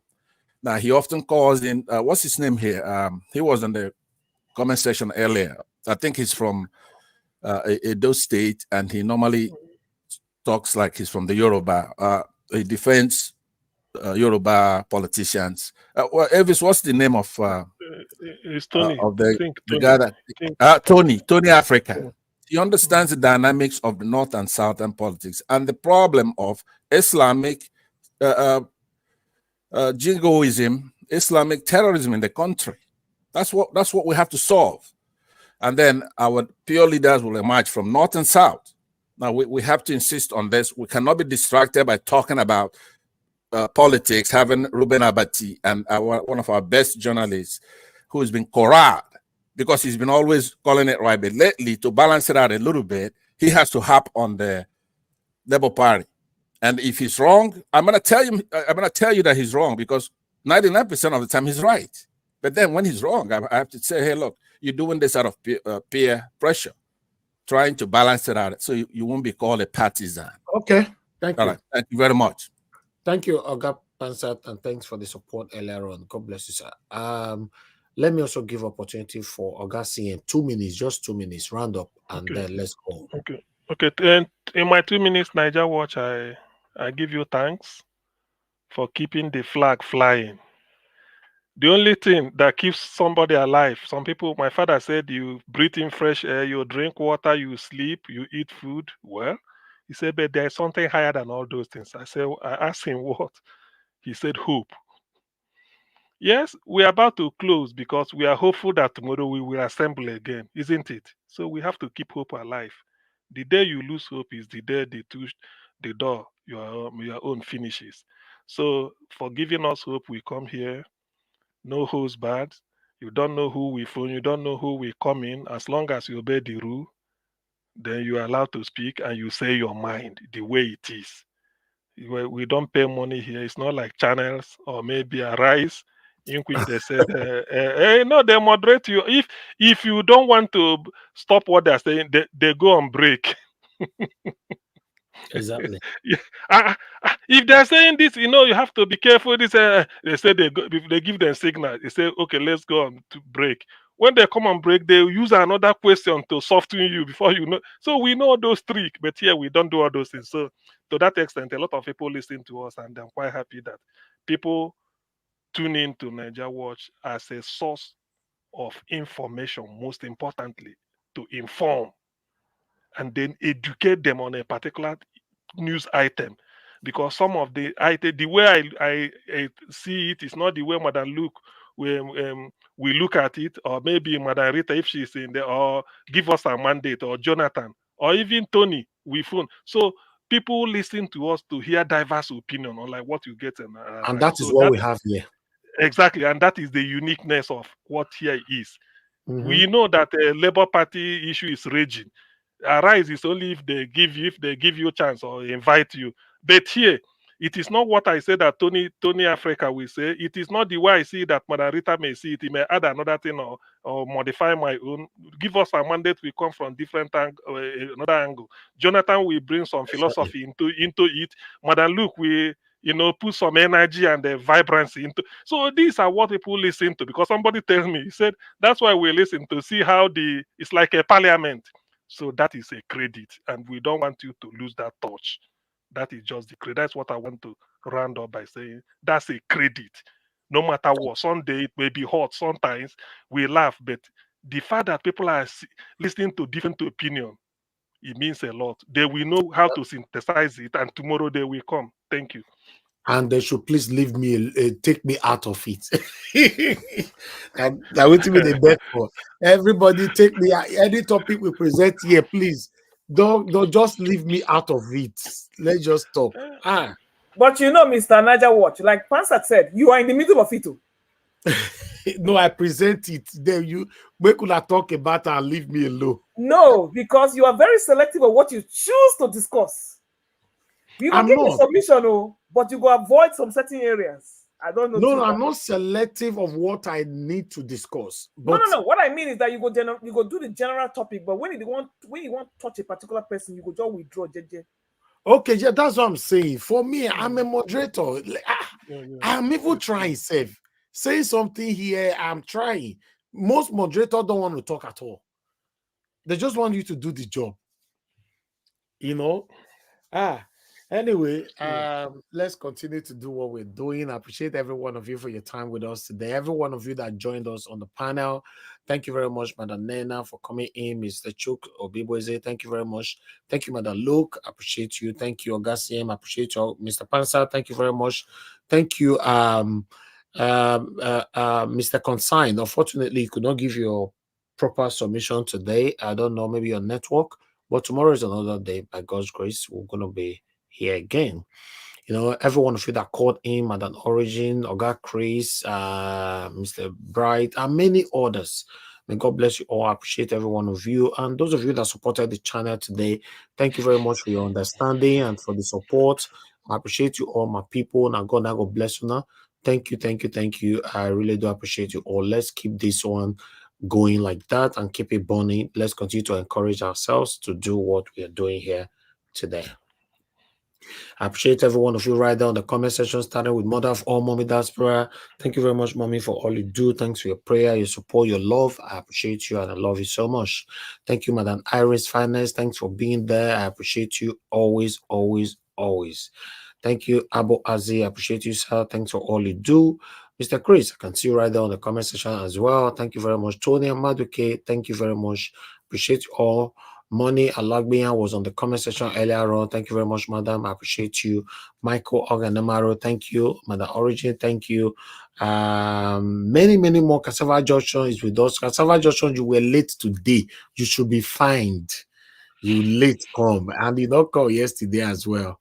But it's good to hear from you. Thank you very much. I appreciate you. Then many others, Inchidima, Mr. Johnson Emmanuel, Madam Amen Bright, Peggy Modi, thank you. Comfort, Bebe, Ray Abua, and many others. And God, I God bless you, my people. I appreciate every one of you. Please continue to stand for what is right. Do what is right. Stand for what is right, because we only have one life to live. Nobody is better than anybody, but just do what is right, regardless of the pressure. Yes, the pressure will always be there, but let's stand for what is right, because these same people that is putting you under pressure, one thing that you must understand is this: the day you succumb to their demand, one day they will also let the public know that you collected money from them privately. So what happened to your integrity at that time? This is what happened to so many youth in Edo State today. What they did with Obaseki today, they are a disgrace, not just to the Edo people. I believe they are a disgrace to the whole world. So my people, when you are doing anything secretly, always think about it. One day it will expose. Yes, one day, no matter how smart you are, person will give you money, make you do something for them. Then they are not babies. They will expose you one day when you stop doing what they ask you to do. They will tell the world, after all, we pay her now. Then me, I will not come here be speaking actually. God forbid. No, no, God forbid. That is why I said, guys, do your part. Always encourage me, encourage the channel for us to continue to do what we are doing here. But I can never, encouragement or no encouragement, for me to now reduce myself to rubbish. I wasn't brought up like that. I didn't see my parents doing that rubbish since I grew up to my age. So I'll now reduce myself to rubbish. I call it rubbish. Now no, it's not possible. It's not even possible. You guys can always count on me when it comes to that. I'm not a pretender. What I display on this channel, that is me on the real life. The only difference between me talking here and the real life is that I'm an introvert person on the real life. But on this panel, and they talk. That's why I be on the real life. I'm very, very introvert. So yeah, that's the only difference. So apart from that, I don't go parties, I don't go club, I don't drink, I don't smoke, I don't associate, which is bad though. It's a bad thing for somebody to just stay away from everything. And you don't vote APC. They vote APC too. No way. No, God forbid, So I'm very, very private almost all my life. This is how I live my life. So yeah. So let's stand for what is right. Many of you here, you see now, we talk about Ibeto Sime today. Me, myself, I get platform. And also make I keep pride, say I don't know him. No, everybody is here to learn.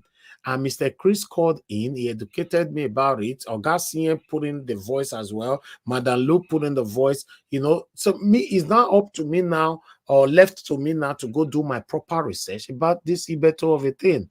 The only thing I know in terms of cement in the history of Nigeria was elephant Akaso. I mean, what talk? I had to say elephant Akaso.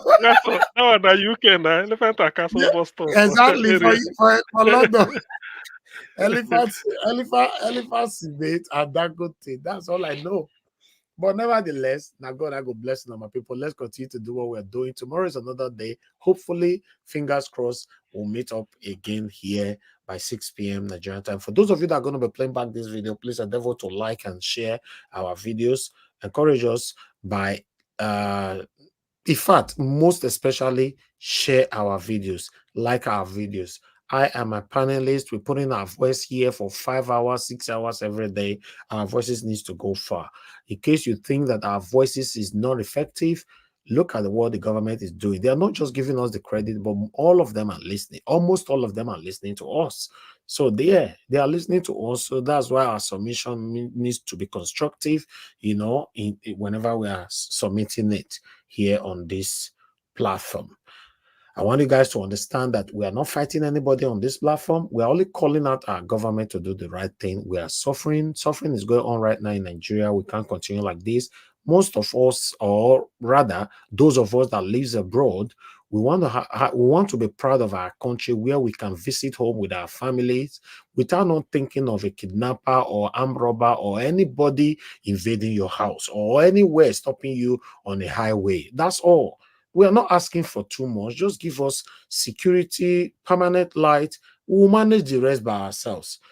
Give us a better country. Many of us don't tire for abroad, but because our country is not conducive enough, we can't visit home. That is why we are here every day. Hopefully, fingers crossed, we're going to have a better Nigeria and a new Nigeria in our time. My people, now we draw the curtain. Have a good night, my people, and I'll see you guys tomorrow. Bye for now. No more bad government in Nigeria. Nigeria what? The only media that have been consistent speaking against the bad government and for the purpose for reformers. Nigeria what, yo?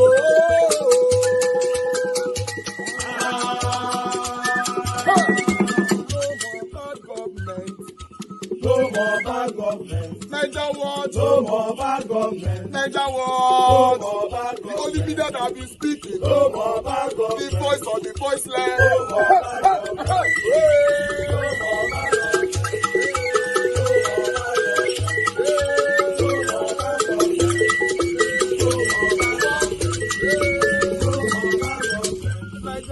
No more bad government. For the poor, no more bad government. Niger what? No more bad government. Niger what media? No more bad government. No more bad government. No more bad government. In Nigeria, no more bad government. No more bad government. No more bad government. The only media, no the number one media in Nigeria, no more bad government. That have been speaking against government. No more bad government. Niger what? No more bad government. Niger what, yo? The voice of the voiceless.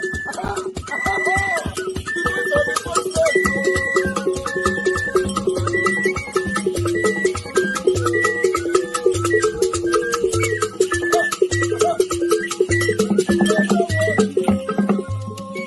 Voice for the voiceless. Voice for the voiceless. Niger what? Voice for the voiceless. Niger watch media. The only media that have been speaking against bad government. Being consistency since 1944. Voice for the voiceless. Voice for the voiceless. Umuwame. Voice for the voiceless. Umuwame. Voice for the voiceless. Voice for the voiceless. Voice for the voiceless. Voice for the voiceless. Voice for the voiceless. Voice for the voiceless. Niger watch you. We have been seeing all you guys have been doing, and we recommending to everyone in Nigeria, saying that you guys are the number one. Niger what you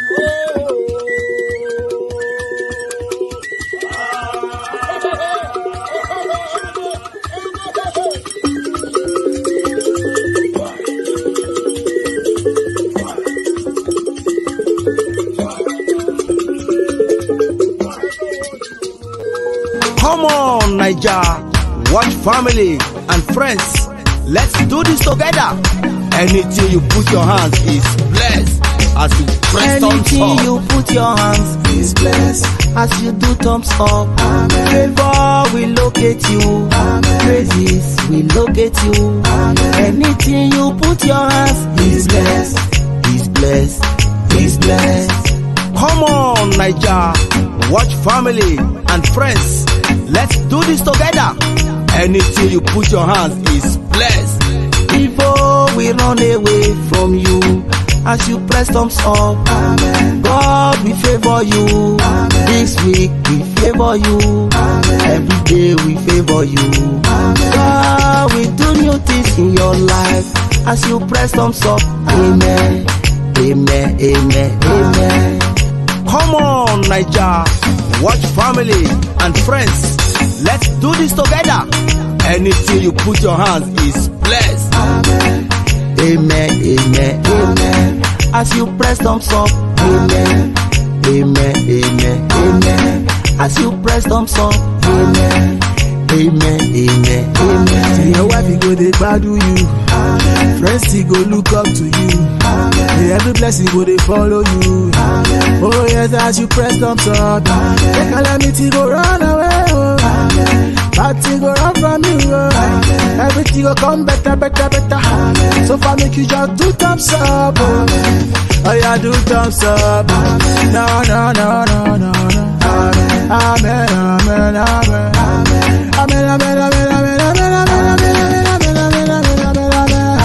Anything you put your hands is blessed. As you do thumbs up, favor will locate you. Praises will locate you. Anything you put your hands is blessed. Is blessed. Is blessed.